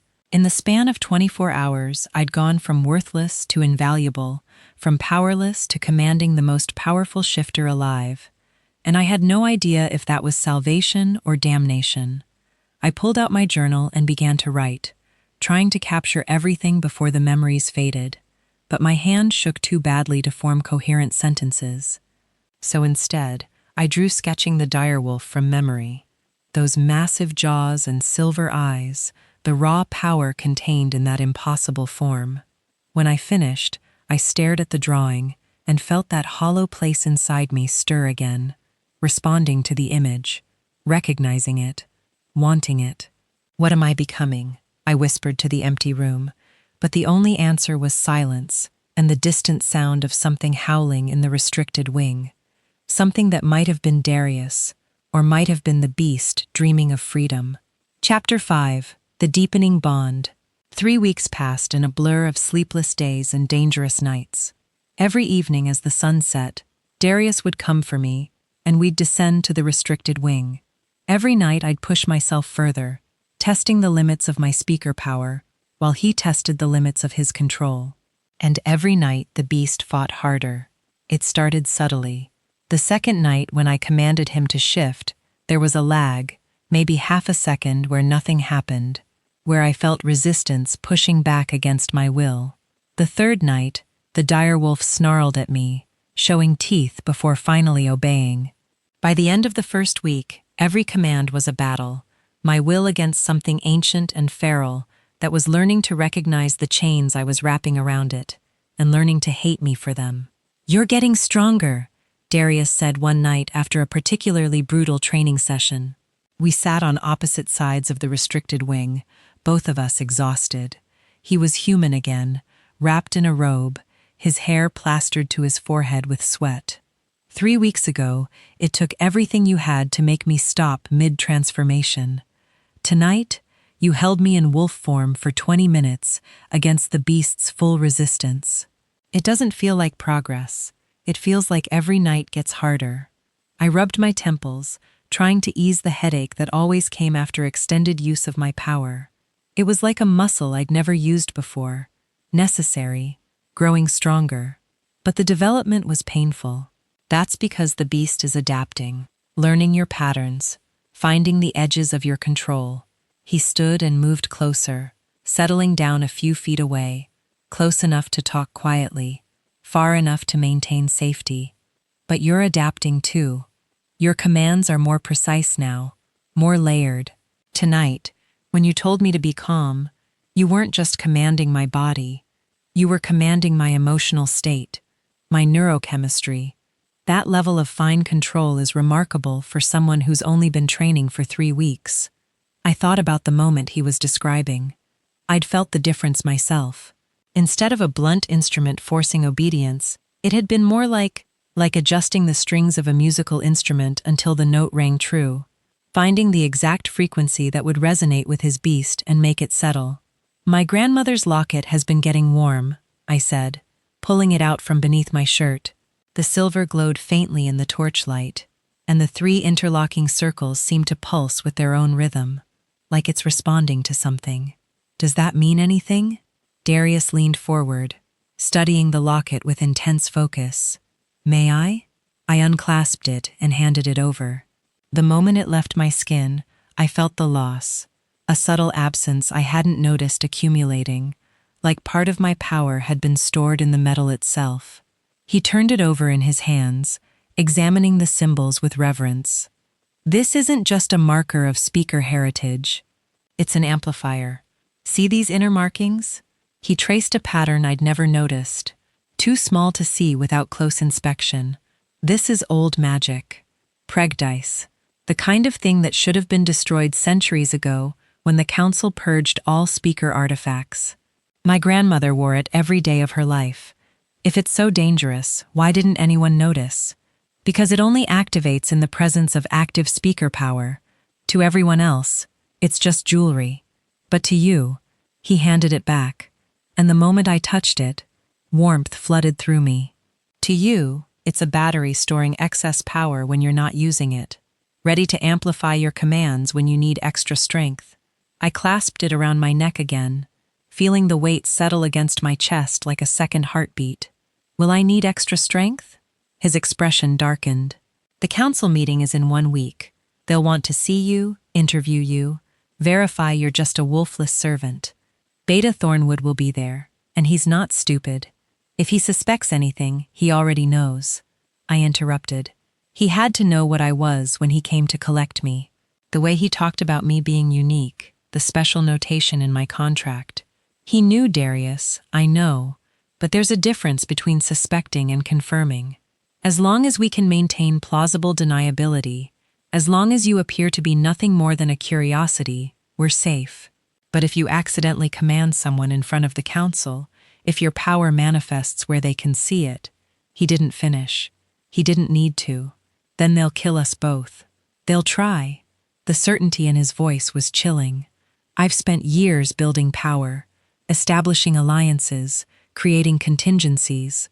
If it comes to war, I won't go down easily. But Kiara, I can't protect you if you're not ready. You need to learn to suppress your power, to hide what you are, even under pressure. How?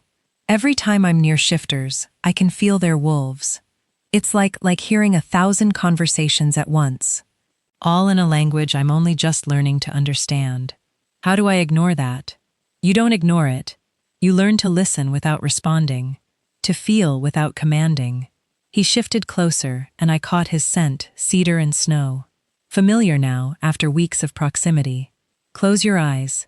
I obeyed and immediately felt vulnerable, exposed, but I trusted him. Somewhere over the past 3 weeks, that trust had grown from necessity to something deeper. Right now, Darius said softly, his voice coming from directly in front of me, you can feel my wolf. Describe it. I reached out with that new sense, the one that had awakened the first night I'd commanded him. It's vast, powerful, like a storm barely contained. But there's structure to it, layers of control you've built over years. And beneath all that, the beast, hungry, angry, wanting out. Good. Now, without opening your eyes, without commanding it, try to soothe it. Not with power, with intent, like you're calming a frightened animal. The beast isn't frightened. It's furious, because it's trapped, because it's been suppressed and denied and forced down for so long that rage is all it knows. But underneath the rage is the same thing that drives any caged creature. Fear. Fear of disappearing, of being erased, of never being allowed to truly exist. I thought about that, about spending my entire existence locked away while someone else lived my life, about the suffocating frustration of having no voice, no agency, no freedom to be what I was meant to be. I knew exactly how that felt. Instead of reaching with power, I reached with understanding, with empathy. I touched that part of Darius that was all beast and whispered not with words, but with feeling. I see you. I know what it's like to be denied, to be called broken for existing. The response was immediate and shocking. The beast's rage dimmed, replaced by something I didn't expect. Curiosity, interest, and beneath that, a desperate, aching loneliness that made my chest constrict with sympathetic pain. The direwolf had been alone inside Darius's mind for years, centuries maybe, if what he said about genetic memory was true. Conscious but unable to communicate, powerful but perpetually suppressed, wanting connection but feared by the only person who could provide it. Oh, I breathed, tears pricking behind my closed eyelids. Darius, your beast isn't trying to destroy you. It's trying to be known, to be accepted. It's been reaching for you this whole time, and you've been pushing it away. When I opened my eyes, Darius was staring at me with an expression I couldn't decipher. Shock, wonder, fear. What did you do? His voice was I felt. The beast just came. It calmed. Without force, without command, it chose to settle. I talked to it not with speaker power, with empathy, with recognition. I reached out slowly and took his hand. His fingers were trembling. You've been fighting a war inside yourself for so long that you forgot there might be another option. What if you're not supposed to suppress the beast? What if you're supposed to integrate it? That's impossible. The direwolf form is too powerful, too primitive, too honest, I interrupted. That's what scares you. The beast doesn't know how to lie, how to hide, how to be anything other than exactly what it is. And you've spent years building masks, creating personas, becoming the high alpha everyone expects. The beast threatens all of that. His hand tightened on mine. If I let it integrate, if I stop fighting, I'll lose myself, or you'll find yourself. The self you were supposed to be before you learned that what you are is something to fear. We sat in silence for a long moment, hands clasped, breathing synchronized. I could feel his wolf, no, his beast, his dire wolf self hovering in that space between us, curious, cautious, wanting desperately to be accepted, but terrified of rejection. Just like me, just like I'd always been. The binding ritual, Darius said finally. What I told you about, it's not just about giving me an anchor. It's about creating a bridge between human and beast, between suppression and integration, between what I am and what I could be. And you need me for that, because I can't do it alone. The beast won't trust me. Why would it? I've been its jailer for years. But you, he looked at me with those silver eyes that were no longer quite so alien. You see it, accept it. You're not afraid of what it is. I'm terrified of what it is, I corrected. I'm just more terrified of what I am. At least you know you're powerful. I'm still figuring out if I'm a person or a weapon.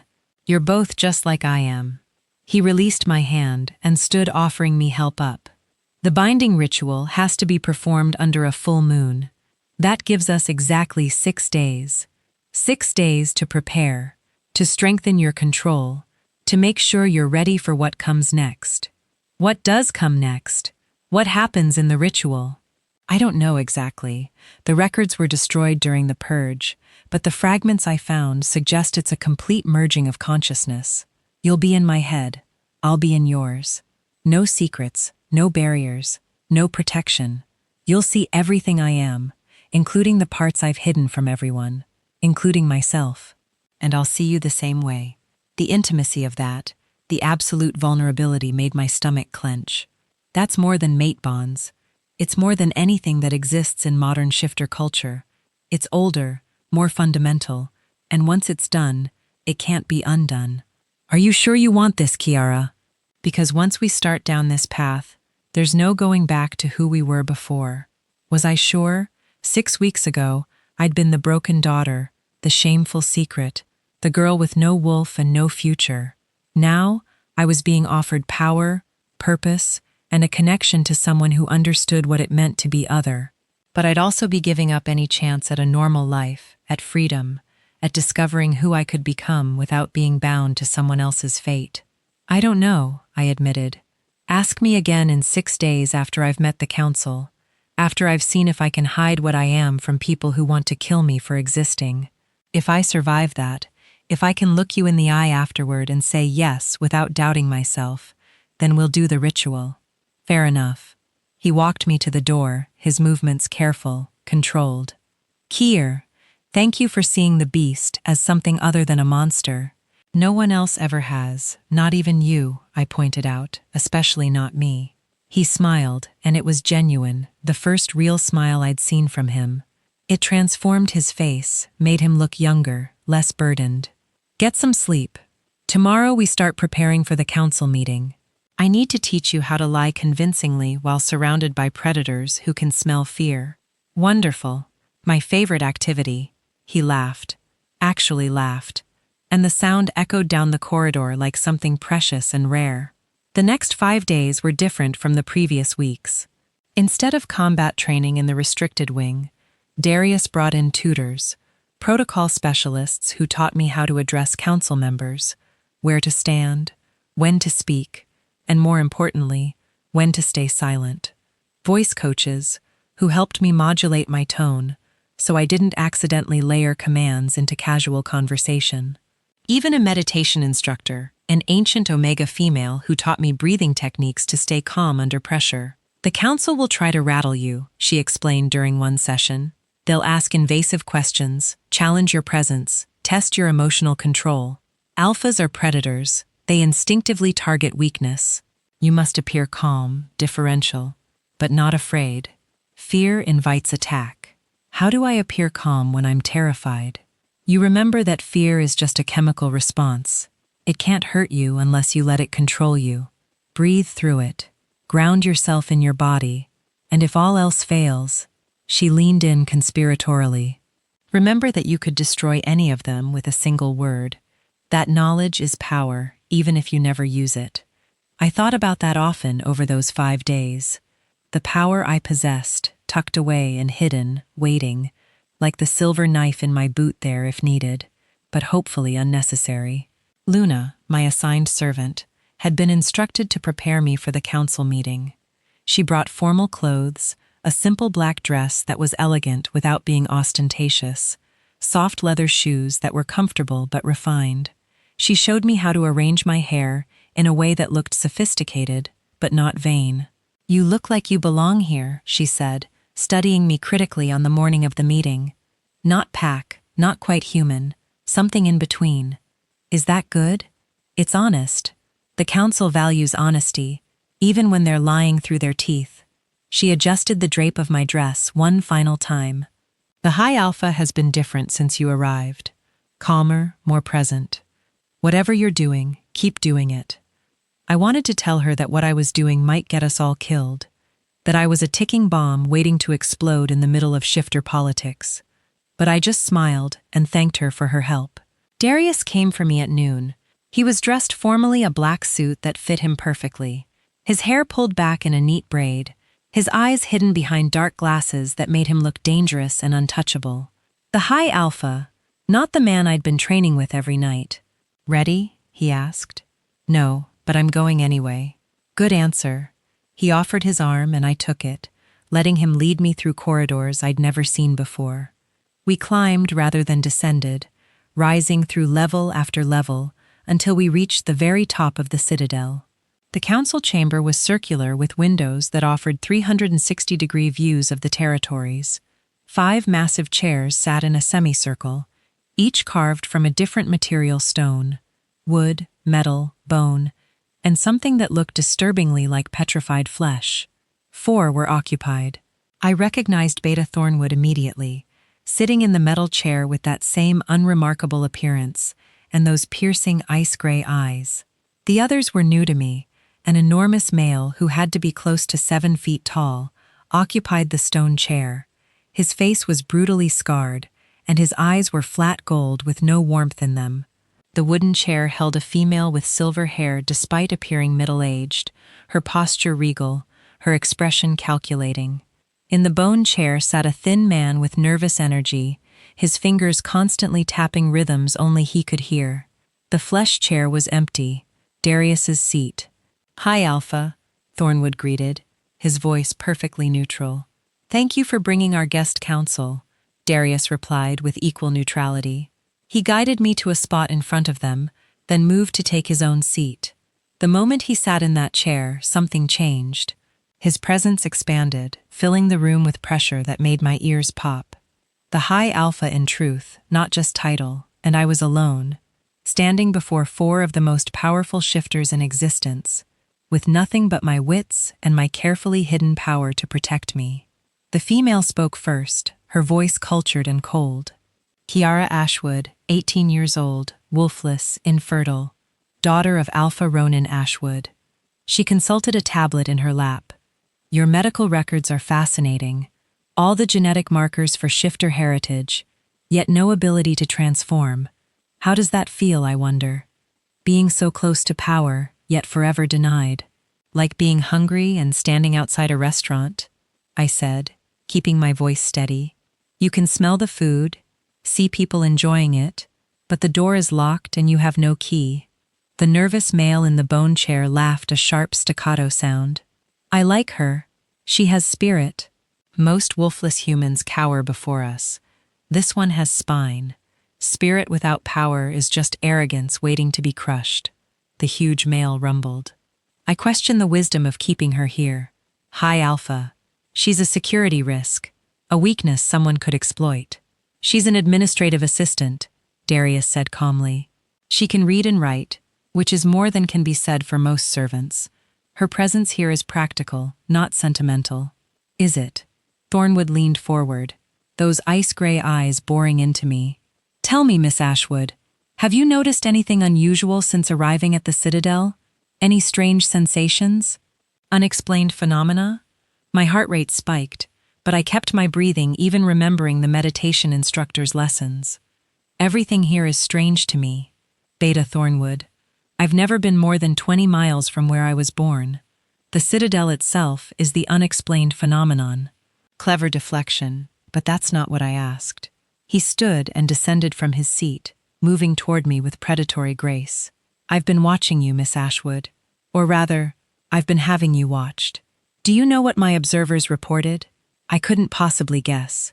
They reported that you spend every evening in the restricted wing with the high alpha, that you emerge exhausted, sometimes with headaches that last for hours, that the servants assigned to that wing report strange sounds, commands given in voices that don't quite belong to either of you. He stopped directly in front of me, close enough that I had to tilt my head back to maintain eye contact. What exactly are you doing down there every night? The trap was obvious. If I told the truth, I'd expose myself. If I lied and was caught, it would confirm their suspicions, so I didn't neither. I'm learning to survive in a world that wasn't made for people like me, I said, layering just enough bitter truth into the words that they rang honest. The high alpha is teaching me how to exist among predators without being prey. Surely you of all people understand the value of that skill. Something flickered in Thornwood's expression. Approval. Respect. He studied me for a long moment, then turned back to the other council members. She's hiding something, but I can't prove what. Then we table this discussion. The silver-haired female said, For now, she stays. If she proves to be a problem, we revisit the matter. Agreed? The others nodded, though the huge male looked displeased. One more thing, Thornwood said, still watching me. The full moon is tomorrow night. I'd like permission to observe your training session, just to satisfy my curiosity about what the high alpha finds so valuable in a wolfless girl. My blood turned to ice. Tomorrow night was the binding ritual. If Thornwood observed if he saw what we really were denied, Darius said, his voice carrying absolute authority. The restricted wing is called that for a reason. Beta Thornwood. No one enters without my explicit permission, and I'm not granting it. Not even to you. High Alpha, this matter is closed. Darius stood, and the pressure in the room intensified until I could barely breathe. Unless the council wishes to formally challenge my authority over my own private quarters. The 4 other members exchanged glances. Finally, Thornwood bowed his head slightly. Of course not, High Alpha. I merely wish to observe, and I merely wish to maintain boundaries. We all have secrets, Beta Thornwood. Some of them are meant to stay hidden. The dismissal was clear. The meeting was over. Darius descended from his seat and took my arm again, guiding me from the chamber with controlled urgency. We didn't speak until we were back in the elevator. Doors closed, descending toward the palace level. Then he sagged against the wall, his carefully maintained composure cracking. That was too close, he breathed. Thornwood knows.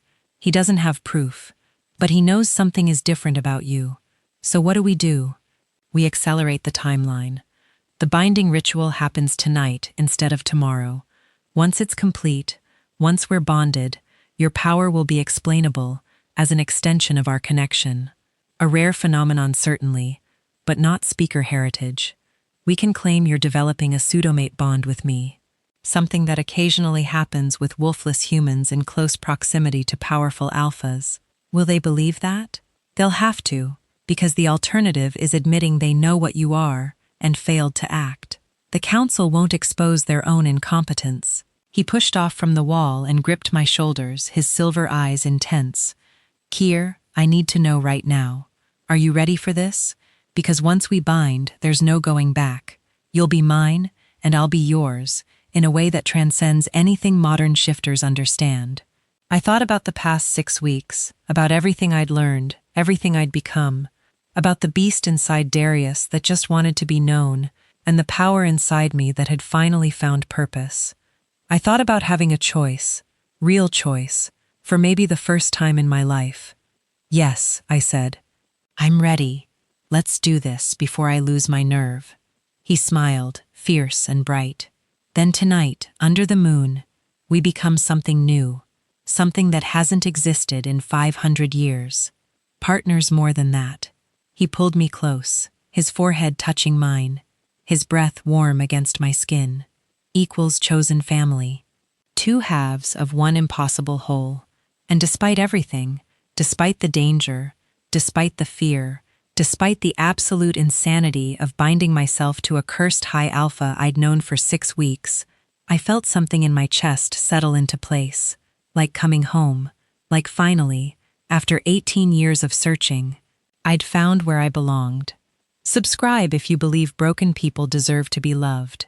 Not despite their brokenness, but because of the strength it took to survive it. Because Kiara spent 18 years believing she was worthless, and she needs an audience that sees what Darius sees.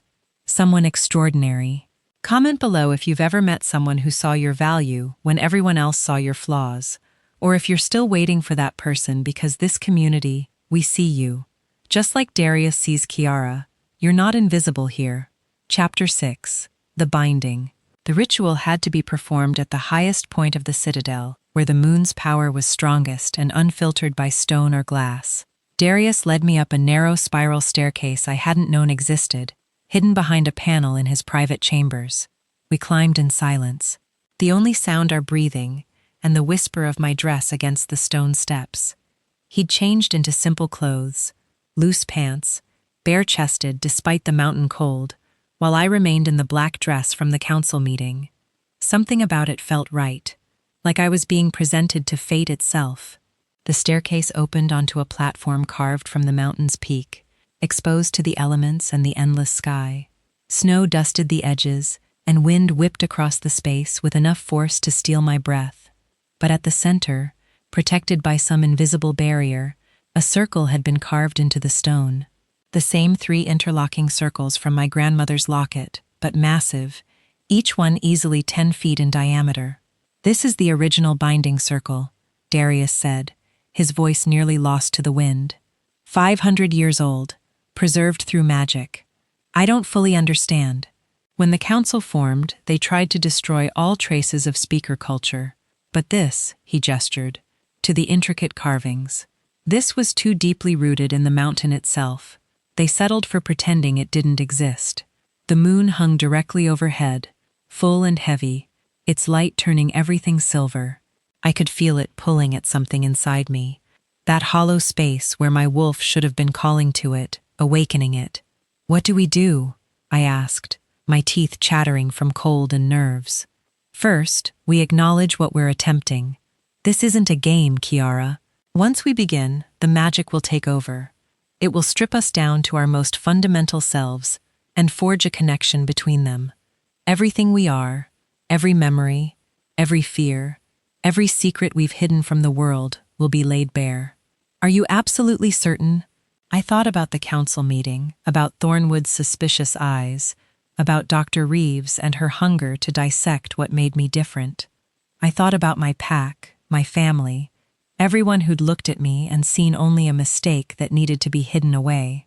Then I thought about the past 6 weeks, about learning I had power, purpose, a reason for existing that went beyond being someone's shame, about the beast inside Darius that had recognized me, that had pressed its massive head to my chest in what felt like gratitude for simply being seen.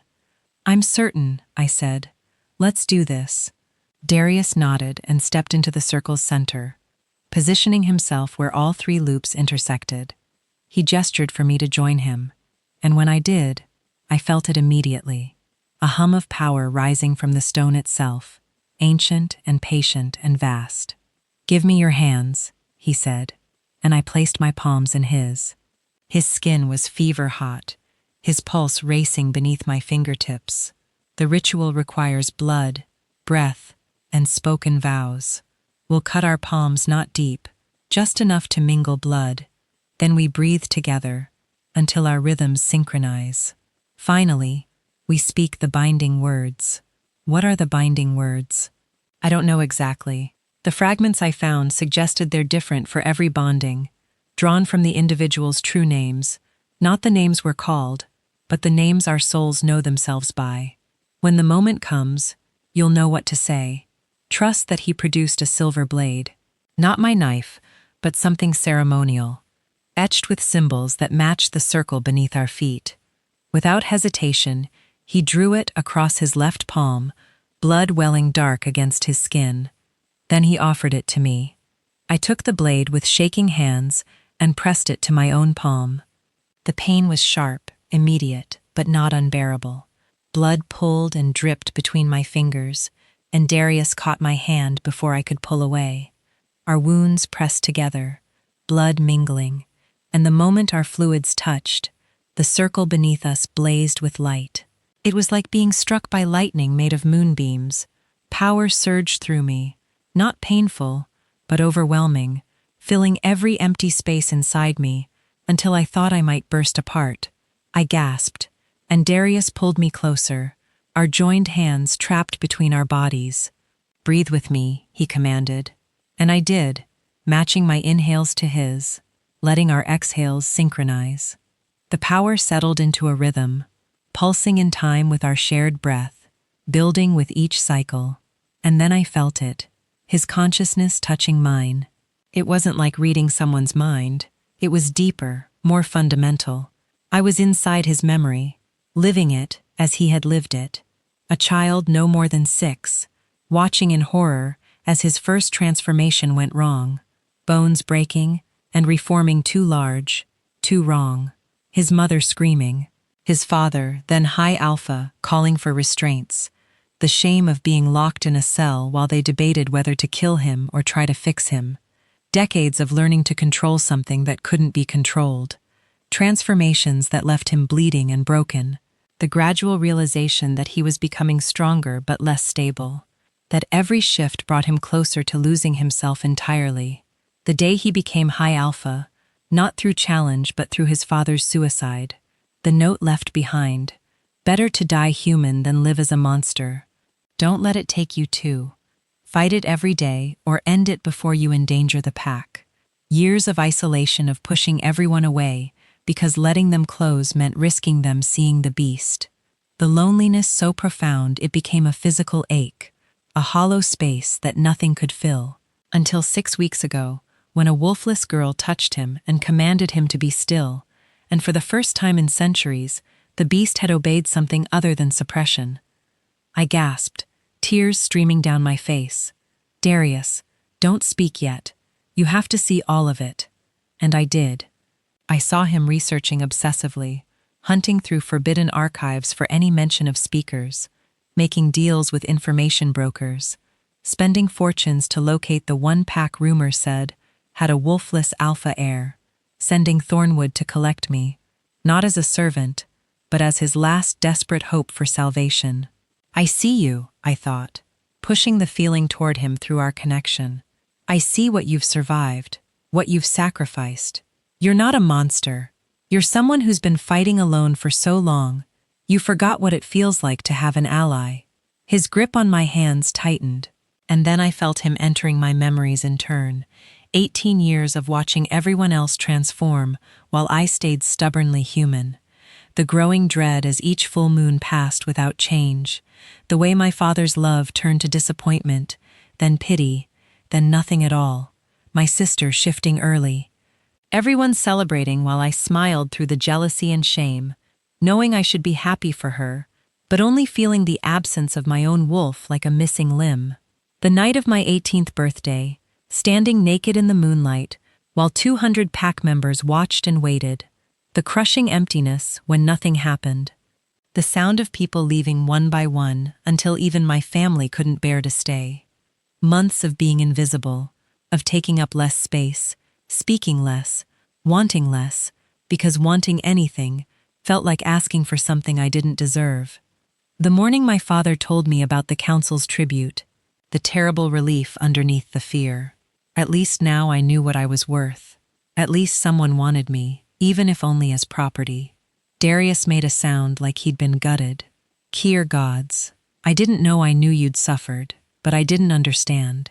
Now you do, I whispered. Now you know why I said yes to this.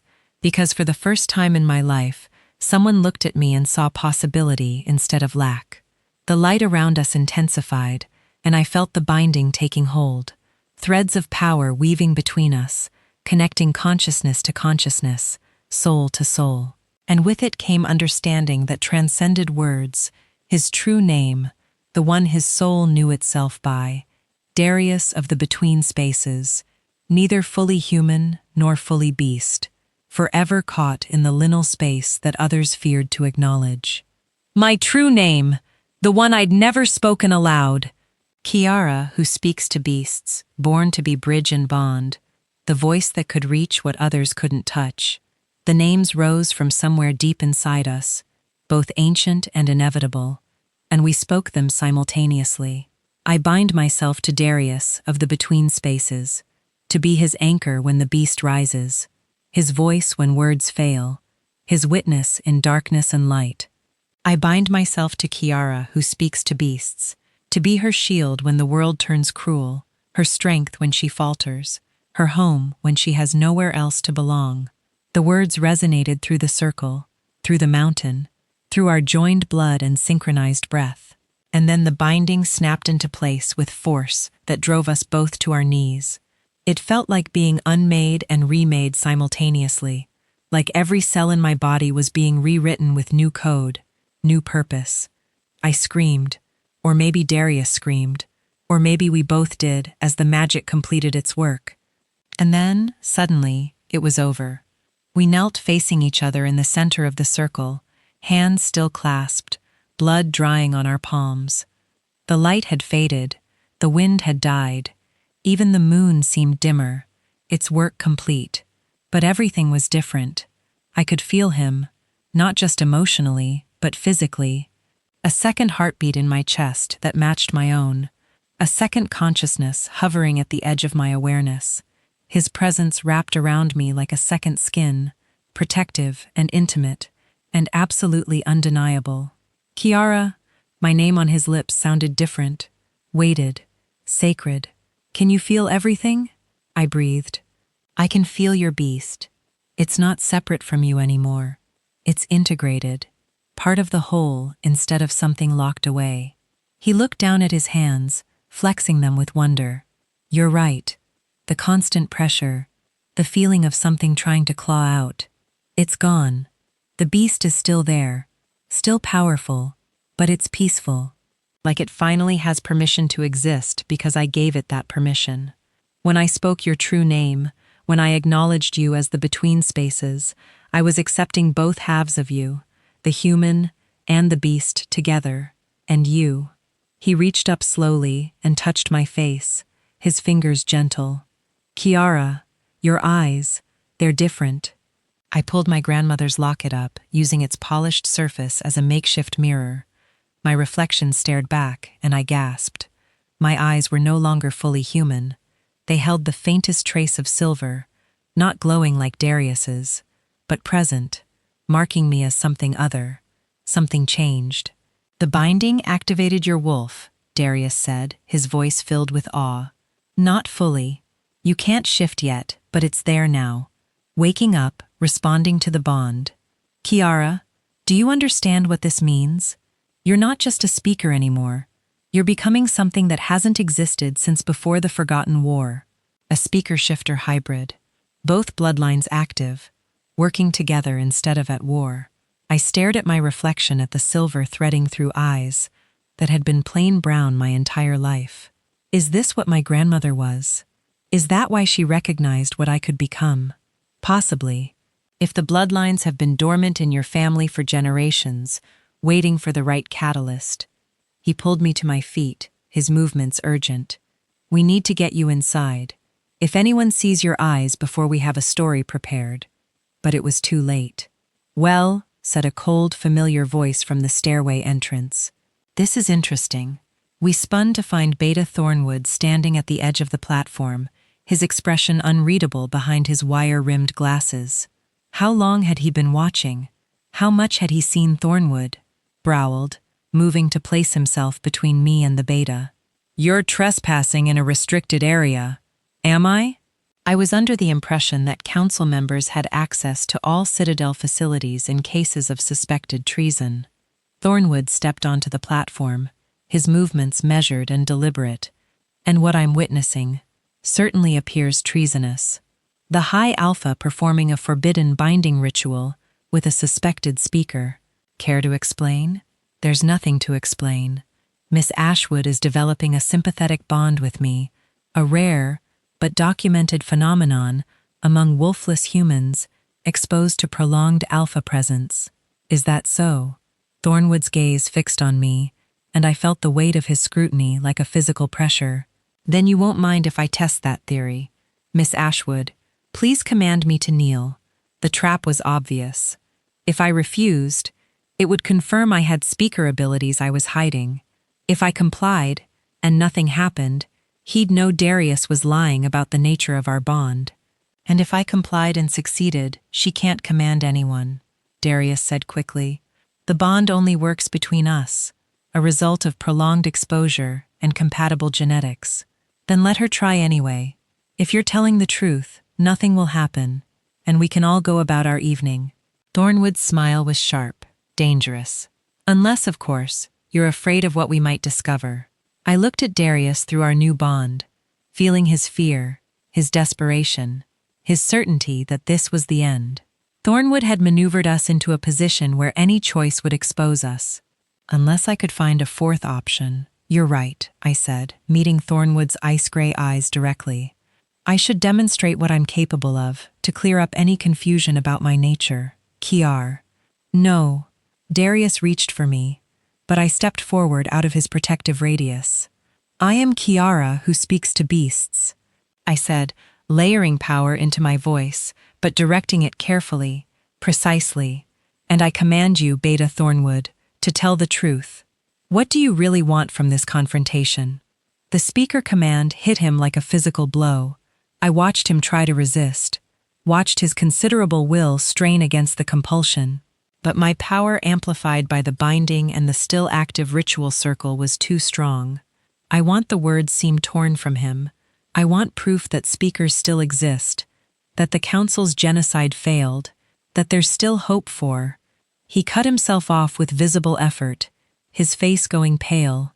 "Hope for what?" I pressed, feeling the shape of the secret he was hiding. "For my daughter."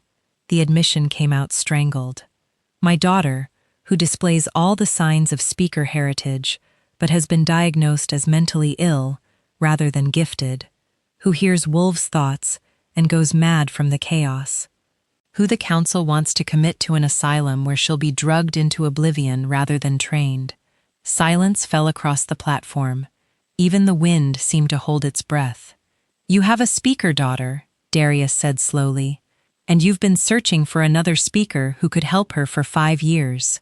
Thornwood's voice was raw, the cultured veneer stripped away by my command. 5 years of watching her suffer, of lying to the council, of searching desperately for any trace of speaker bloodlines that might have survived. When I heard rumors about Alpha Ashwood's wolfless heir, I had to investigate, had to see if the genetic markers aligned with old records. "That's why you came personally to collect me," I said, understanding falling into place. "Not to eliminate me, to recruit me, to beg you if necessary."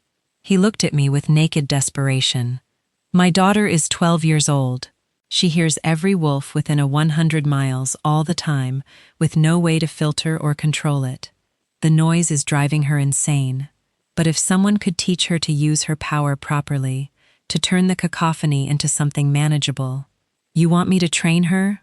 "I finished to teach her what I'm only just learning myself. I want you to save her." The council meets in 3 weeks to finalize her commitment. After that, she'll be beyond reach, drugged so heavily she won't know her own name. Please. The proud, feared Beta Thorn would drop to his knees not from my command but from desperate choice. I'll do anything. I'll protect you from the council, help you hide what you are, provide resources, information, whatever you need. Just help my daughter.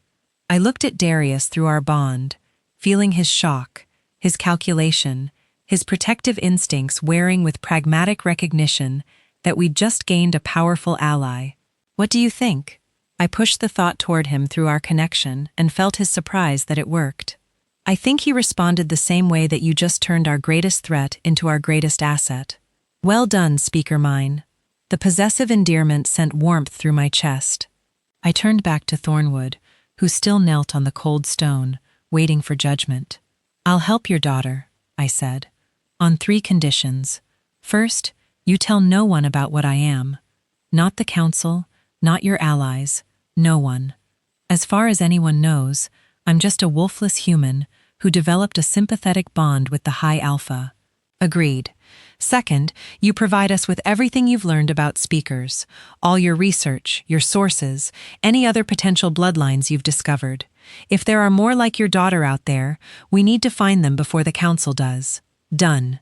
Third, I paused, making sure he understood the weight of what I was asking.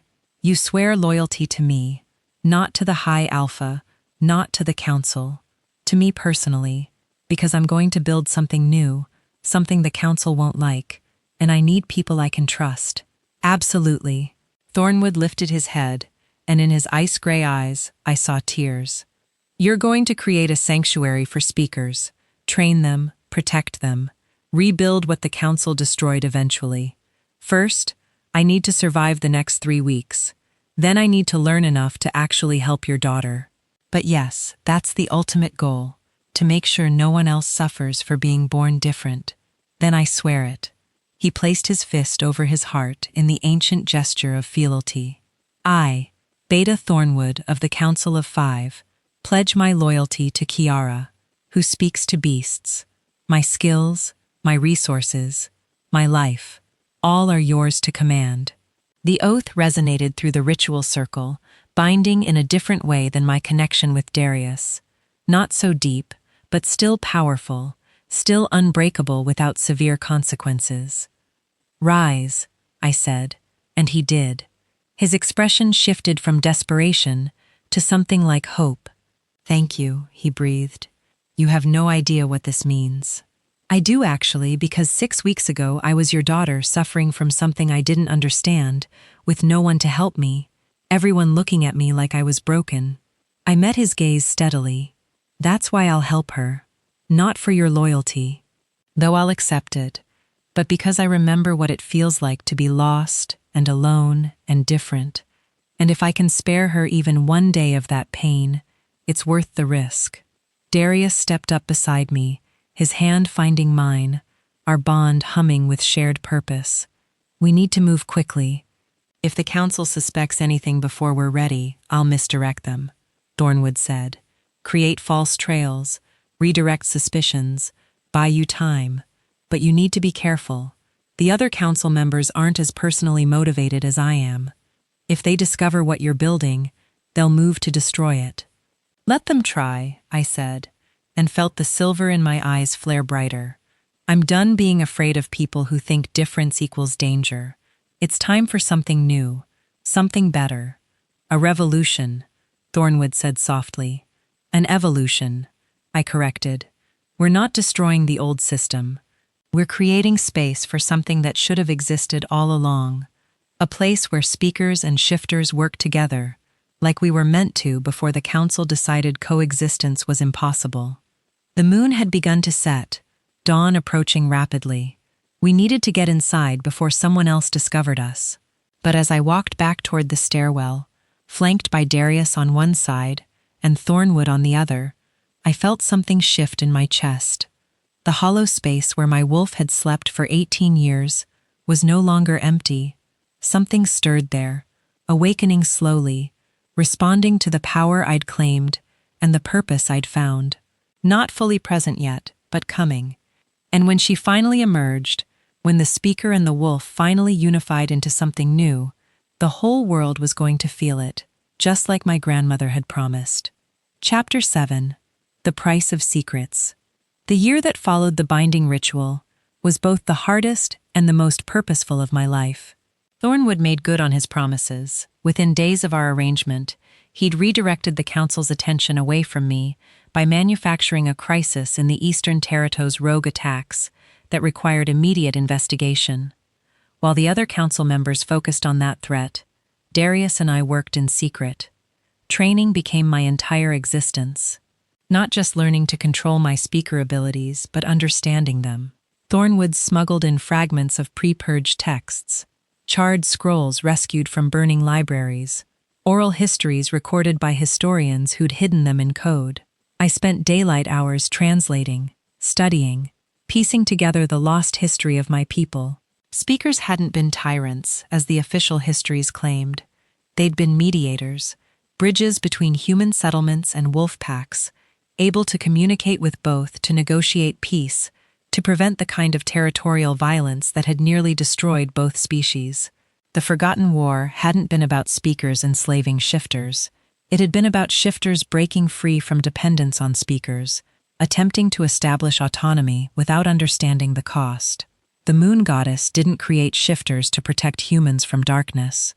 I read aloud one afternoon, translating from an ancient dialect. She created them to protect humans from speakers who'd grown drunk on power. But in doing so, she overcorrected.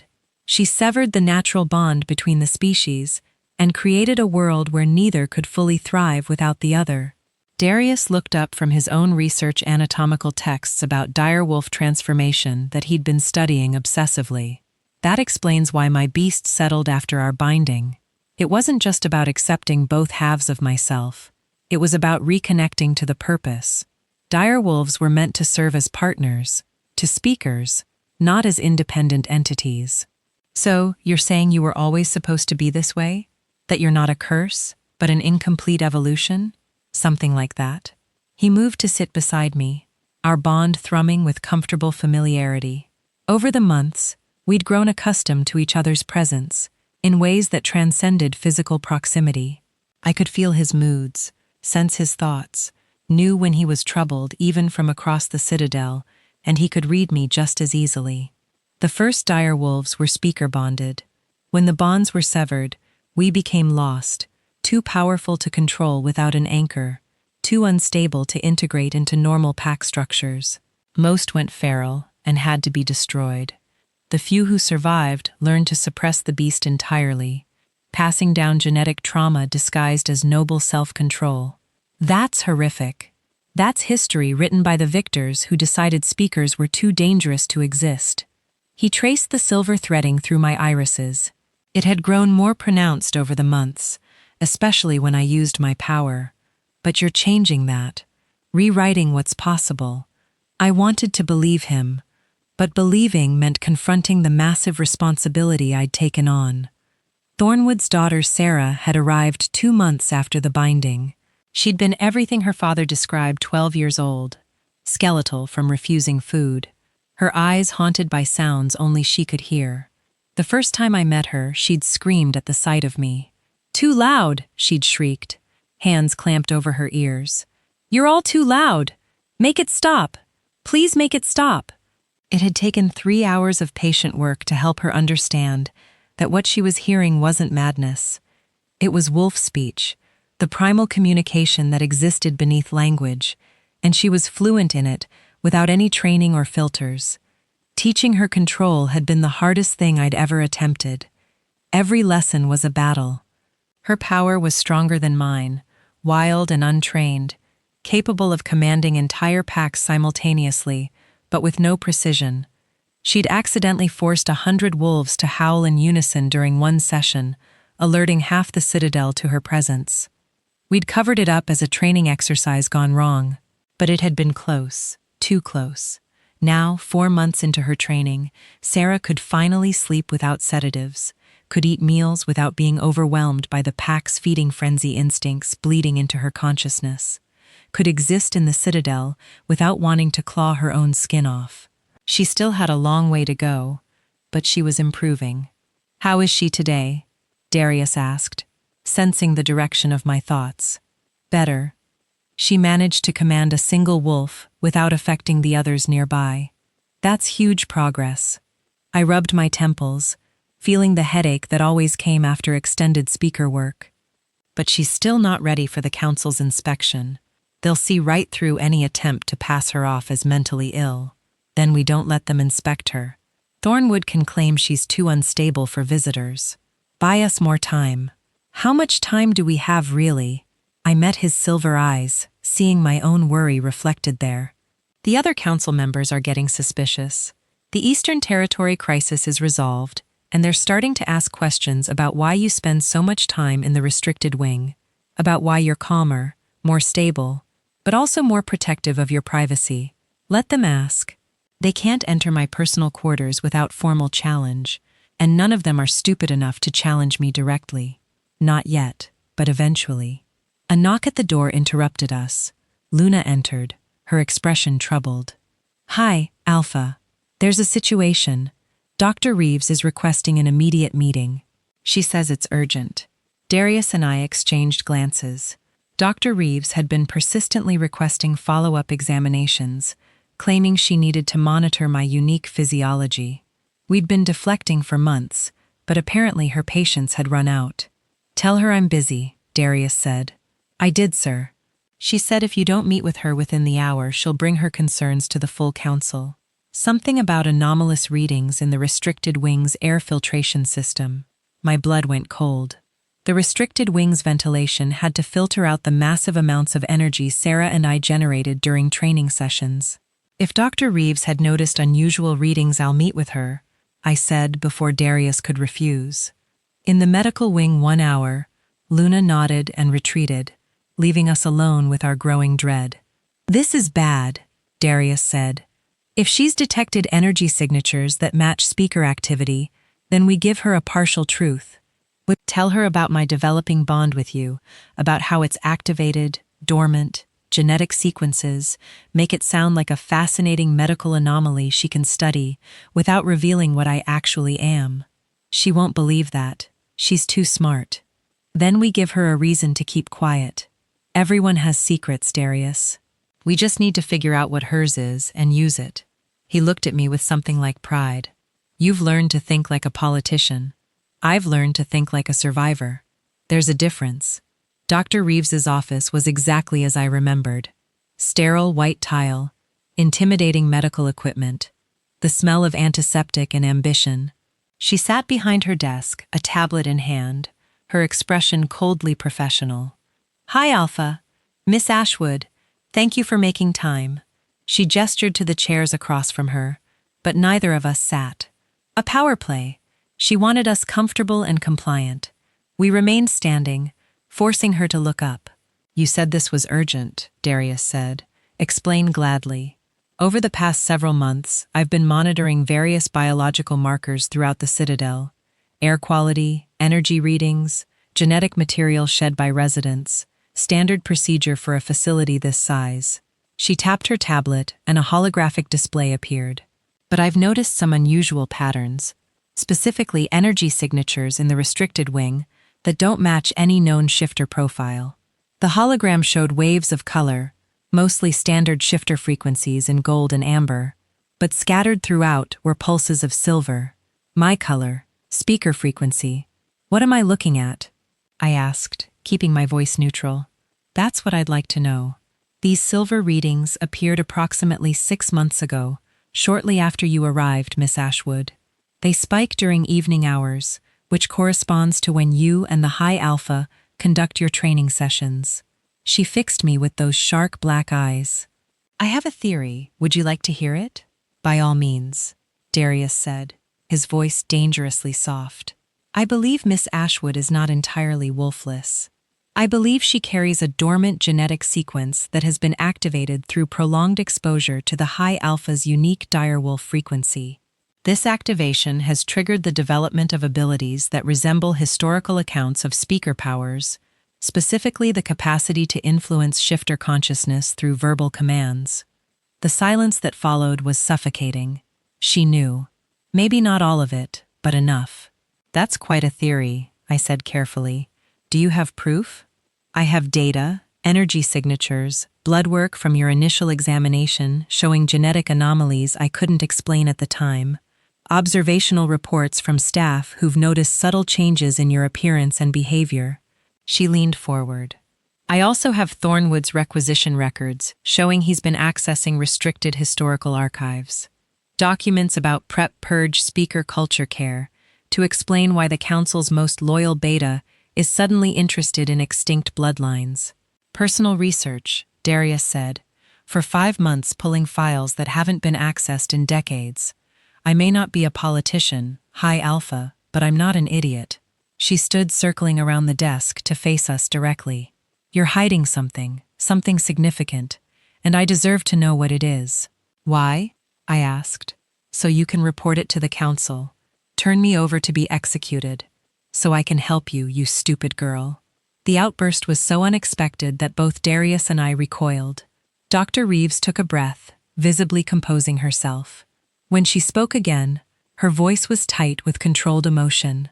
Do you have any idea how frustrating it is to spend decades researching genetic anomalies, only to have the council destroy every promising avenue of inquiry because it might lead to dangerous knowledge?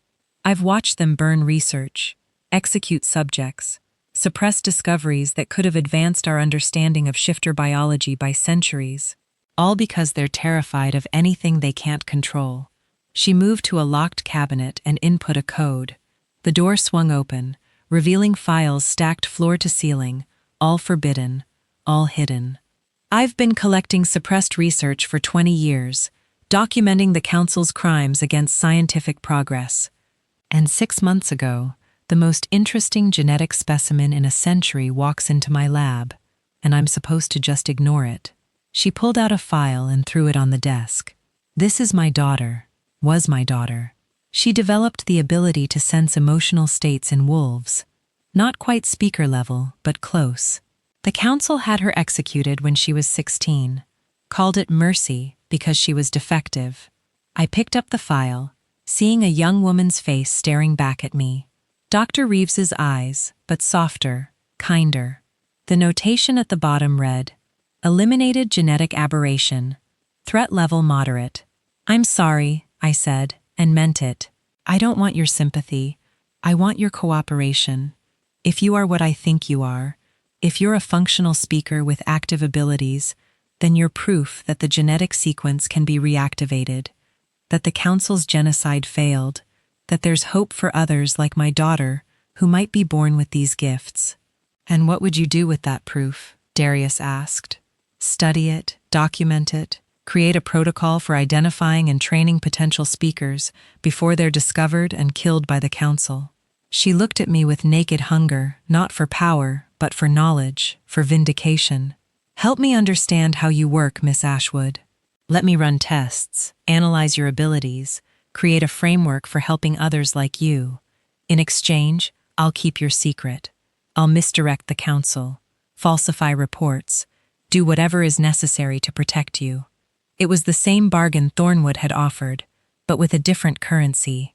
Not protection for his daughter, but knowledge for her daughter's memory. I looked at Darius through our bond. What do you think? I think we don't have a choice. She already knows too much. Better to have her working with us than against us. Can we trust her? Can we afford not to? I turned back to Dr. Reeves. I'll let you study me, but on my terms. No invasive procedures without my explicit consent. No sharing data with anyone outside our circle. And you answer to me, not the council. Agreed. More than agreed. Thank you. She visibly relaxed. When can we start? After the council's next meeting. Right now, we have a more immediate problem. Thornwood's daughter. She's developing speaker abilities and the council wants to commit her. We need medical documentation that supports a diagnosis of temporary mental instability that's now resolving rather than permanent genetic aberration. Dr. Reeves's expression sharpened. Thornwood has a speaker daughter, and he's been hiding her. He brought her to me for training. She's made remarkable progress, but she's not ready for council scrutiny. Then we create a cover story. a temporary neurological disorder triggered by early puberty. Now successfully treated with a combination of medication and therapy, I can fabricate the necessary records, backdate them to establish a treatment history. Sid was already pulling up files, her fingers flying across her tablet. When is the inspection? 3 weeks. That's tight, but manageable. I'll need to examine her, establish baseline readings that support the cover story. Can you bring her here without alerting the council? We'll find a way, Darius said. But Dr. Reeves understand that if you betray us, if you reveal what Kiara is to anyone, you'll kill me. Yes, I understand. Fortunately, I have no intention of being killed. I've spent 2 decades hiding my research from the council. I'm quite good at discretion. She looked between us, and for the first time, I saw something like respect in her eyes. You're building something, aren't you? Not just hiding. Creating infrastructure for speaker training and protection. Possibly, I admitted. Is that a problem? On the contrary, it's the first intelligent plan I've heard in years. She extended her hand. Count me in for my daughter's memory, and for every child who might be born different and deserves a chance to survive anyway. I took her hand, feeling the weight of another alliance forged in desperation and hope. We were building a conspiracy. Thornwood, Dr. Reeves, Darius, myself, against the most powerful governing body in the territories. It was insane. It was necessary, and we were running out of time. The next 3 weeks passed in a blur of preparation. Sarah submitted to Dr. Reeves's examinations with surprising compliance, recognizing an adult who finally understood what she was experiencing. The fabricated medical records were masterpieces of deception, detailed enough to be convincing, but vague enough to avoid future complications. Thornwood coached his daughter on how to behave during the inspection. Be quiet, subdued. Let them see a traumatized child recovering from illness, not a powerful speaker in training. But I'm not traumatized anymore, Sarah protested. Kiara helped me. I'm better now. I know, sweetheart. But the council can't know that. They need to believe you were sick and are now healing naturally, not developing abilities that terrify them. Can you pretend for me, just for 1 day? She'd agreed, though I could feel her frustration through my connection to her. Training another speaker had created a bond between us not as deep as what I shared with Darius, but present, I could sense her emotional states feel when she was struggling with control, the night before the council inspection. I couldn't sleep. Darius found me standing at the window of our chambers. They were ours now, truly shared, as the binding had made separate quarters feel wrong. We gravitated toward each other, constantly seeking proximity, without understanding why. You're spiraling, he said softly, wrapping his arms around me from behind. I can feel it. We've built so much in such a short time.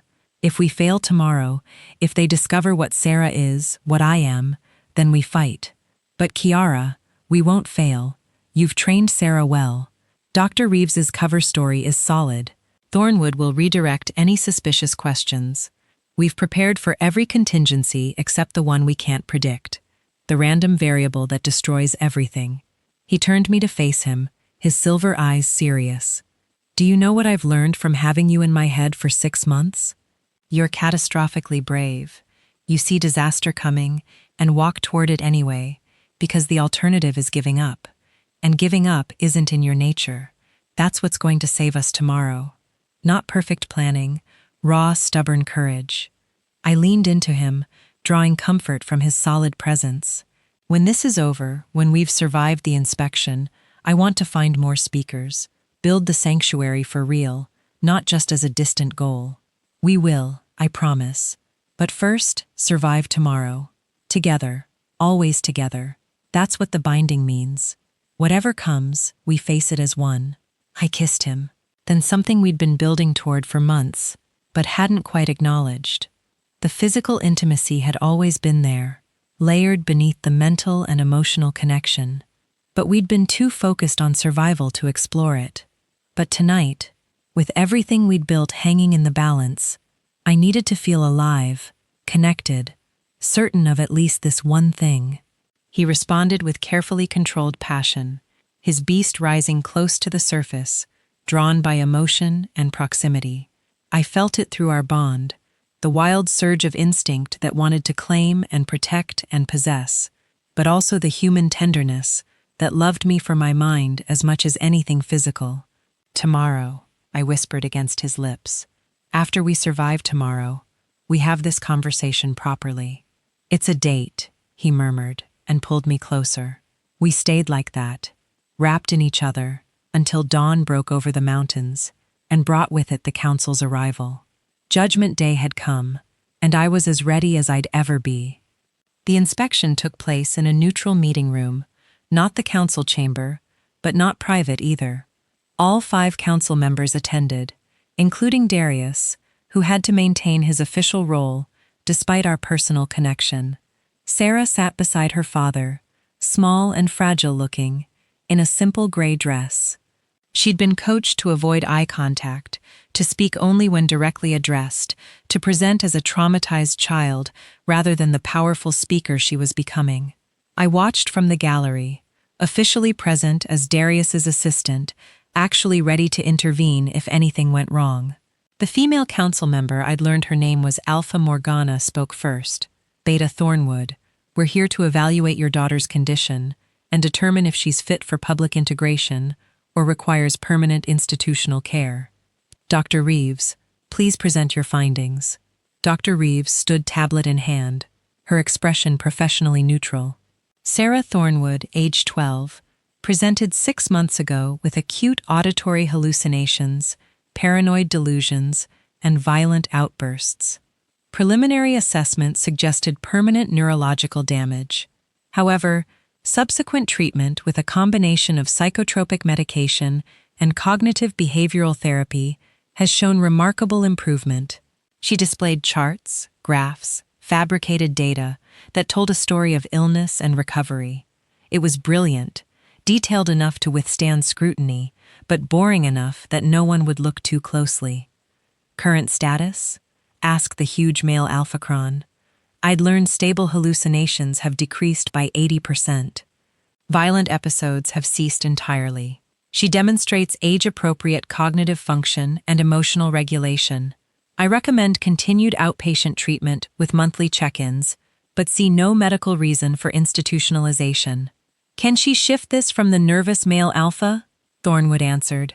She had her first shift last month. Controlled, successful. Her wolf is small, appropriate for an omega designation, but present and healthy. It was a lie. Sarah couldn't shift her speaker bloodline like mine had suppressed her wolf. But producing a substitute shifter for the first shift demonstration had been easy enough. The council wouldn't verify unless they had reason to doubt. I'd like to question her directly, Morgana said, fixing her calculating gaze on Sarah. Child, do you still hear voices? Sarah shook her head, playing her role perfectly. Look at me when I address you. Slowly, reluctantly, Sarah lifted her eyes. I held my breath, knowing that the silver threading through her irises was visible if you knew what to look for. But Morgana wasn't looking for speaker markers. She was looking for shifter instability. Tell me what you hear right now in this room. Nothing, ma'am. Just people talking. Sarah's voice was small, childlike. No other sounds. No strange whispers or commands? No, ma'am. And you feel no compulsion to obey these non-existent voices? I feel Sarah hesitated, and I felt her fear spike through our connection. She was about to break character, about to reveal too much. Before I could intervene, Darius spoke.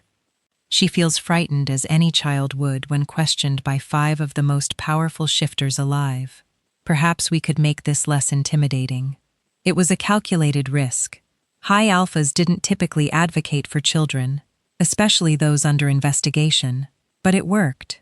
Morgana nodded, her expression softening slightly. Of course, Sarah, I apologize if we're scaring you. We simply want to make sure you're healthy and safe. Do you feel safe with your father? Yes, ma'am, very safe. And you understand that if the voices return, if you start feeling confused or frightened, you need to tell an adult immediately. Yes, ma'am, good. Morgana looked at the other council members. I move that we accept Dr. Reeves's assessment and release Sarah Thornwood to her father's care with mandatory monthly medical check-ins. Any objections? The others voted in agreement, though Cron looked disappointed. He'd probably been hoping for something dramatic, some excuse to exercise authority. Motion passes. Beta Thornwood, you're dismissed. Please keep us informed of your daughter's progress. Thornwood stood, guiding Sarah from the room with a hand on her shoulder. As they passed my position in the gallery, I caught Sarah's eye and felt her relief through our bond. You did perfectly, I projected toward her. So brave. Her tiny smile was all the acknowledgement I needed. But then, as they reached the door, Sarah stumbled, caught herself, and in that moment of imbalance, her control slipped. Every wolf in the room felt it, a pulse of speaker command that said, "Protect," radiating from her small form. It lasted less than a second, but it was there, undeniable, and 3 wolves immediately moved toward her in response before catching themselves. The room went silent. Morgana's eyes narrowed. What was that? What was what? Thornwood asked, but his voice was too careful. That pulse of power, it felt like. She stopped herself, but the damage was done. Suspicion had been planted. Cron stood, his massive frame intimidating. The child is not what she appears. I move that we extend the inspection, run additional tests. Denied, Darius said, his voice carrying absolute authority. The council has voted. The matter is closed. Hi, Alpha. With respect, if there's even a possibility, there is no possibility. What you felt was residual distress from a traumatized child, emotional bleed over from a young shifter still learning control. It happens frequently. He stood, and the pressure in the room intensified. Unless you're suggesting we interrogate every young wolf who experiences emotional instability, in which case I'll expect all your children, grandchildren, and young pack members to submit to similar scrutiny. The threat was clear. If they pushed this, Darius would turn it into a political disaster that affected everyone. Cron backed down, but his expression promised that this wasn't over. The council dismissed, filing out with various levels of satisfaction and suspicion. Thornwood rushed Sarah away before anyone could corner them with follow-up questions. And I sat in the gallery, my heart pounding, knowing we'd just barely survived, but also knowing that our time was running out. The council was watching now, suspicious, searching for proof, and eventually they would find it. If you're holding your breath right now, if your heart is racing because you know everything Kiara has built is about to crumble, hit subscribe because she needs you in her corner when the truth comes out. She needs people who won't abandon her when the world turns against her again. Comment if you know what it's like to hide who you really are just to survive. Don't let her face Chapter 8 alone. Chapter 8, The Revelation. The attack came 3 days after the inspection. I was in the restricted wing with Sarah, working on fine-tuning her control, when the explosion rocked the citadel. The mountain itself seemed to shudder, and chunks of stone rained from the ceiling. I threw myself over Sarah instinctively, shielding her with my body as the world turned to chaos and dust. "What was that?" she screamed, her voice barely audible over the alarm klaxons that had started wailing. "I don't know. Stay behind me." I pulled her to her feet, coughing through the dust cloud. Through my bond with Darius, I felt his instant response rage mixed with battle readiness, his beast rising to the surface with predatory eagerness. "Where are you?" His thought came sharp and urgent. Restricted wing with Sarah. What's happening? Under attack. Multiple entry points. Get to the panic room now. Don't come out until I come for you. Therius, now. Kiara. The command wasn't alpha dominance. It was fear. He was terrified for me, and that fear was more compelling than any order could be. I grabbed Sarah's hand and ran, navigating the dust-choked corridors by memory and instinct. Behind us, I could hear sounds of combat snarls, screams, the meaty impact of bodies colliding. The citadel was under siege, but by whom we'd just reached the panic room when a figure stepped out of the shadows, blocking our path. Alphacron, in his massive wolf form, stood between us and safety. His gold eyes glowed with malicious triumph, and his lips pulled back to reveal teeth designed for tearing flesh. Going somewhere? The words came out mangled by his shifted vocal cords, but understandable. The High Alpha said, "You were in the restricted wing. How convenient that you're exactly where I need you to be." This was you. The realization hit like ice water. You orchestrated this attack. I orchestrated a reckoning. The High Alpha has been hiding something. Everyone can see it. His sudden stability, his protection of a wolfless human, his beta's obsession with forbidden knowledge. Kron advanced slowly, savoring our fear. I suspected, but today I'm going to prove it. Because when you're threatened, when that child is threatened, you're going to show us all what you really are. He lunged at Sarah. I moved without thinking, putting myself between his massive jaws and the terrified 12-year-old behind me. Speaker power erupted from my throat in a command that shook the walls. "Stop!" Kron froze mid-leap, his body locked in place by my will, but I could feel him fighting it, his alpha strength pushing against my command with brutal force. He was stronger than any wolf I'd ever tried to control. I'd have seconds before he broke free. "Run." I shoved Sarah toward the panic room. Code 1847. "Lock yourself in. Don't open it for anyone but Darius. I can help. Run." She ran, and I turned my full attention to Kron, layering command after command to keep him contained. Be still. Be calm. Be human. Each word drained me, my power burning through my reserves like wildfire. But slowly, agonizingly, his massive form began to shrink, bones cracking as my will forced him back to human shape. He fought every inch of the transformation, and when he finally stood before me as a man, naked, furious, trembling with rage, his first words were a victorious snarl. "There it is, proof. You're a speaker." "I'm nothing," I gasped, exhausted. "Just a girl trying to protect a child. You just commanded an alpha against his will. Forced a transformation." "That's not nothing. That's exactly what the ancient texts describe." He took a step forward despite my attempts to hold him, his willpower monstrous. The council needs to see this, needs to understand what the High Alpha has been hiding. He threw his head back and howled a sound that echoed through the entire citadel, a call to the other council members that demanded attention. I felt them respond, felt Morgana and Cyrus converging on our location, drawn by Kron's summons. In seconds, they'd see me standing over an alpha I'd obviously just commanded, and there would be no more hiding. Unless I ran, I bolted, leaving Kron behind, racing through corridors I knew better than anyone after months of nightly training sessions. Behind me, I heard him shift again, heard the thunder of paws against stone as he gave chase. Darius Kron knows he's exposed me. The others are coming. Where are you? East Corridor, Level 3, Heading 4. I rounded a corner and skidded to a stop. The corridor ahead was blocked, not by debris, but by wolves, dozens of them, surrounding a central figure I recognized instantly. Beta Thornwood, bleeding from multiple wounds, his clothes torn, his expression desperate. And behind him, protected by his body, was Luna, my servant.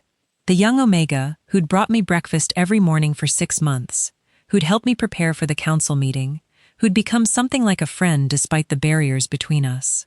Luna was holding something, a bundle wrapped in cloth, and even from a distance I could smell it. Speaker artifacts, the forbidden texts Thornwood had been collecting, the ones that would prove what we'd been doing. "Miss Ashwood," Thornwood called when he saw me. "They know. Someone sold us out. The attackers went straight for my quarters. Straight for the archives. We have to destroy the evidence before a massive gray wolf broke through Thornwood's defense." Jaws closing around Luna's arm, she screamed and the bundle fell, scattering precious documents across the blood-stained floor. I felt something inside me snap, not break, transform. That hollow space where my wolf had slept for 18 years suddenly exploded with power. Not a wolf, not exactly. Something older, vaster. The speaker and the beast finally fully unifying into something that had never existed before. My voice, when it emerged, wasn't mine anymore. It was layered with frequencies that bypassed consciousness and spoke directly to the primal core of every shifter in range. Enough. The word detonated like a bomb made of pure will. Every wolf in the corridor, attacking and defending both, froze instantly. Not just frozen in place, but frozen in consciousness. Their minds locked in stasis by a command so powerful it overrode even their autonomic functions. Silence fell like a curtain. I walked forward through the maze of paralyzed wolves, and I felt the change in myself. My eyes blazed pure silver now, not just threaded with it. My skin seemed to glow with internal light, and when I spoke, reality itself bent to accommodate my words. Release her. The gray wolf's jaws opened mechanically, dropping Luna's mangled arm. She collapsed, gasping, bleeding badly, but alive. Thornwood, get her to Dr. Reeves. Take the artifacts, hide them. He stared at me with something like religious awe. What are you? I don't know yet, but I'm about to find out. Go now. He grabbed Luna and the scattered documents, fleeing toward the medical wing. I turned to face the paralyzed wolves, feeling the weight of what I'd just done, settling over me like a mantle. I'd revealed myself completely. Every wolf here would remember this, would report it to their alphas. There was no more hiding, no more pretending to be just a wolfless curiosity. The secret was out behind me. I heard footsteps, multiple people running. I turned to see Darius burst around the corner, partially shifted, his beast riding close to the surface. Morgana and Cyrus flanked him, and bringing up the rear was Kron, still naked, still furious. They all stopped dead when they saw the scene. Kiara, Darius breathed, and I felt his shock through our bond. Your eyes, you're fully manifested. What is this? Morgana demanded, staring at the frozen wolves. What did she do? She commanded them, Kron said triumphantly. Just like she commanded me. She's a speaker. The High Alpha has been hiding a speaker in the Citadel for 6 months, training her, building power, building a rebellion. Cyrus finished, his nervous energy crystallizing into certainty. That's what this is. The attacks, the breach. It's not from outside, it's from inside. She's been turning our own people against us. That's not true, I said, but my voice still carried that layered power, and all 3 council members flinched. I've been learning to control abilities I didn't ask for and never wanted. The attack was orchestrated by Kron to expose me, to force this confrontation. Lies, Kron snarled. I had nothing to do with. You knew exactly where to find me. Knew I'd be in the restricted wing at this exact time. Knew I'd react to protect Sarah. You set this up. Prove it. I don't have to. You're going to tell them yourself. I let the speaker power rise fully. Stopped fighting the transformation that had been building for months. Alphacron, I command you, speak the truth about your involvement in today's attack. He fought gods. How he fought his will was tremendous. His alpha authority pushing back against my command with everything he had. But I was fully manifested now, powered by the binding with Darius, amplified by my grandmother's locket, channeling something ancient and absolute. The words tore from his throat against his will. I hired mercenaries to breach the Citadel. I gave them the security codes. I directed them to the restricted wing and Thornwood's quarters. I did this to force the speaker to reveal herself and prove the High Alpha was harboring forbidden bloodlines. Morgana's expression shifted from suspicion to cold fury. You violated Citadel security, endangered everyone here. For what political advantage? For the safety of our kind, Kron roared, breaking free of my command through sheer rage. Speakers enslaved us for centuries.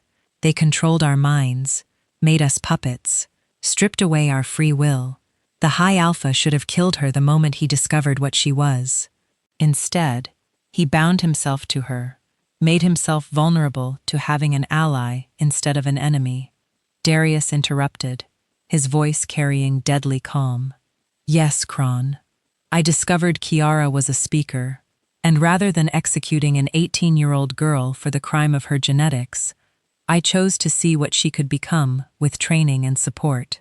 I chose to believe that speakers and shifters could coexist as we were meant to, before fear and prejudice tore us apart. That's treason. That's evolution. We've been suppressing speaker bloodlines for 500 years. And what has it gained us? A world where different is synonymous with dangerous. Where anyone born outside narrow parameters is eliminated. We're not protecting ourselves. We're limiting our own potential. Beautiful speech, Cyrus said, his fingers tapping that nervous rhythm. But it doesn't change what she is, what she represents. The council has standing orders. The council, I said, letting power ring in every word, is about to change its orders because I'm not alone. There are others like me, children born with these abilities who've been diagnosed as ill, imprisoned, executed, and I'm going to find them, protect them, train them. You can either help me or I'll do it without you. But you will not stop me. You think you can threaten the council. Morgana's voice was ice, one manifested speaker against centuries of established power. Not just her, said a voice from the corridor entrance. Thornwood stepped into view, bleeding but unbowed. Me too. I stand with the speaker. And me. Dr. Reeves emerged from another passage, Luna supported in her arms, already being treated. I'll document everything she can do, create protocols for training others, provide medical support. This is insanity, Cyrus breathed. You're all committing suicide. We're committing to something better, I said. A world where power doesn't have to come from fear, where different doesn't mean disposable, where an explosion bigger than the first rocked the citadel. The floor beneath us cracked, and through the widening fissure I could see fire. The main support columns, Darius said, his face going white. If they fail, this entire section will collapse. The mercenaries, Kron said. They were supposed to stop after exposing her. Unless someone paid them to do more than expose. Morgana finished grimly. Someone who wanted the citadel destabilized entirely. Kron, what have you done? I didn't. I only hired them to breach security. Not to. Another explosion closer. The mountain groaned around us. We need to evacuate, Cyrus said. Get everyone out before... There's no time. Dr. Reeves interrupted. 3,000 residents, one exit route, and maybe 10 minutes before structural collapse. We'll lose hundreds. Everyone looked at me. What? I asked, feeling their expectation like a physical weight. You commanded every wolf in that corridor at once, Darius said. Can you do it again? Broader? Can you command every shifter in the citadel? I don't know. I've never tried anything on that scale. Try now, because if you can't, we're all about to die. The mountain groaned again, and cracks spiderwebbed across the walls. Dust rained from the ceiling. Time was running out. I reached for that well of power inside me, the place where speaker met wolf, where my will could bend reality, and I pushed outward, letting my consciousness expand through the citadel, like ripples across water. I felt them, every shifter, every wolf, 3,000 individual minds suddenly connected to mine. The weight of them threatened to crush me, their fear and panic bleeding into my consciousness until I couldn't tell where I ended. And they began. Too much, I thought desperately. I can't hold this many. You're not alone. Darius's presence surged through our bond, his strength bolstering mine. I'm here. Use me as an anchor, and me. Thornwood's loyalty sworn months ago provided structure to my chaos and me. Dr. Reeves's clinical precision helped me separate individual threads from the overwhelming mass. And me. Sarah, brave little Sarah, added her Nent speaker power to mine. Together, we were enough. I opened my mouth and spoke to every soul in the citadel simultaneously. Be calm. Listen. Trust. When I tell you to move, you will move orderly, quickly, safely. You will help the weak, protect the young, ensure no one is left behind. You are pack. You are family. You are survivors. Now move. 3,000 wolves responded as one, through the cracked walls and shattered windows, through corridors collapsing around them. They flowed like water finding its course. The strong carried the weak. The fast waited for the slow. No panic, no chaos. Just coordinated evacuation, driven by a will greater than any individual's. I held the command for what felt like hours but was probably less than 10 minutes. Held it through tremors that knocked me to my knees, through pain that felt like my skull was splitting open, through exhaustion that made every breath a battle. And then finally, Darius's voice in my mind. Everyone's out. You can let go. I released the command and collapsed. The last thing I remembered was the mountain giving one final groan, and then everything went dark. I woke to sunlight and the smell of pine. Not the citadel. Then somewhere else, somewhere safe. I opened my eyes slowly, squinting against the brightness, and found myself in a tent, militariera, spacious, clearly meant for field operations. Through the open flap, I could see an encampment stretching across a mountain meadow. Hundreds of tents, cooking fires, shifters moving with purpose. She's awake, Luna's voice coming from somewhere to my right. Footsteps, and then Darius was there, kneeling beside the cot I'd been laid on. His face was haggarded, his eyes shadowed with exhaustion. But when he looked at me, relief flooded our bond. "Welcome back," he said softly. "You've been unconscious for 2 days." 2 days? What? What happened to the citadel? Gone. The explosions brought down the main support structure. The entire complex collapsed into the mountain about an hour after the evacuation. His hand found mine, gripping tight, but everyone survived. All 3,000 residents made it out safely because of you. Because you held them together when everything was falling apart. Kron dead, killed by his own mercenaries when he tried to stop them from completing their secondary objective, which as it turns out was full destruction of the citadel and assassination of the council. Someone wanted us eliminated entirely. Who? We don't know yet, but we will find out. He helped me sit up, supporting my back. Here, the council is changed. Kron's betrayal, the attack. Seeing what you did, it shifted something. Morgana and Cyrus are willing to negotiate to consider a new arrangement where speakers are protected rather than hunted. And in exchange, you help us rebuild not just the citadel, but our entire society. Create balance between speakers and shifters the way it was always meant to be. I looked out at the encampment, at shifters of every rank working together to build temporary shelters, to cook communal meals, to care for the young and elderly. The hierarchy still existed but softened, made flexible by shared trauma and survival. This is going to be complicated, I said. Catastrophically complicated, he agreed, but also necessary and possible because of you. Sarah poked her head into the tent, her young face bright with relief. You're awake, Dr. Reeves said. You might sleep for weeks, but I knew you were stronger than that. Behind her, Thornwood appeared, and then Dr. Reeves, and then more faces. Wolves I'd commanded during the evacuation, people I'd saved, lives I'd touched. They crowded into the tent and spilled outside it, all wanting to see the speaker who'd kept them alive. Thank you, someone said. Then another and another until it became a chorus. Thank you, thank you, thank you. I'd spent 18 years being the broken one, the failure, the shame. No one wanted to acknowledge. And now, in the span of one catastrophic day, I'd become something else entirely. A protector, a bridge, a possibility. What do we do now? I asked Darius quietly. Through our bond, we build something better, he answered.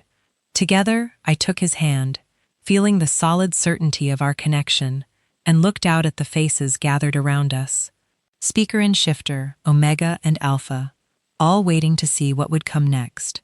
And for the first time in my life, I had an answer. We changed everything. Epilogue. 6 months later, the new settlement had a name now. Haven. It wasn't grand like the Citadel had been. No towering spires or marble halls, but it was ours. Built from cooperation between speakers and shifters, designed to accommodate both. Training grounds where young speakers learned control, alongside young wolves learning restraint. medical facilities where Dr. Reeves researched the genetic connections between our kinds, archives where Thornwood cataloged rescued histories, and at the center of it all, a simple stone platform where the 3 interlocking circles had been carved, the symbol of speaker heritage that was no longer forbidden, but celebrated. I stood on that platform now, watching the sun set over the mountains, feeling the weight of responsibility and the lightness of purpose, balanced perfectly. Darius joined me, his hand finding mine automatically. Our bond had deepened over the months, grown from desperate necessity to genuine partnership. Love, even though we rarely named it that way. Some things were too big for words. The council approved the next phase, he said. We can start expanding, bringing in more potential speakers from the outer territories. How many? 17 identified so far. Children and young adults who've been diagnosed as unstable, but show the markers. Thornwood's network is growing. We have sympathetic betas in 4 territories now, willing to redirect cases to us instead of the council's asylums. 17 more lives saved, 17 more bridges built. I leaned into him, drawing comfort from his solid warmth. My grandmother would be proud.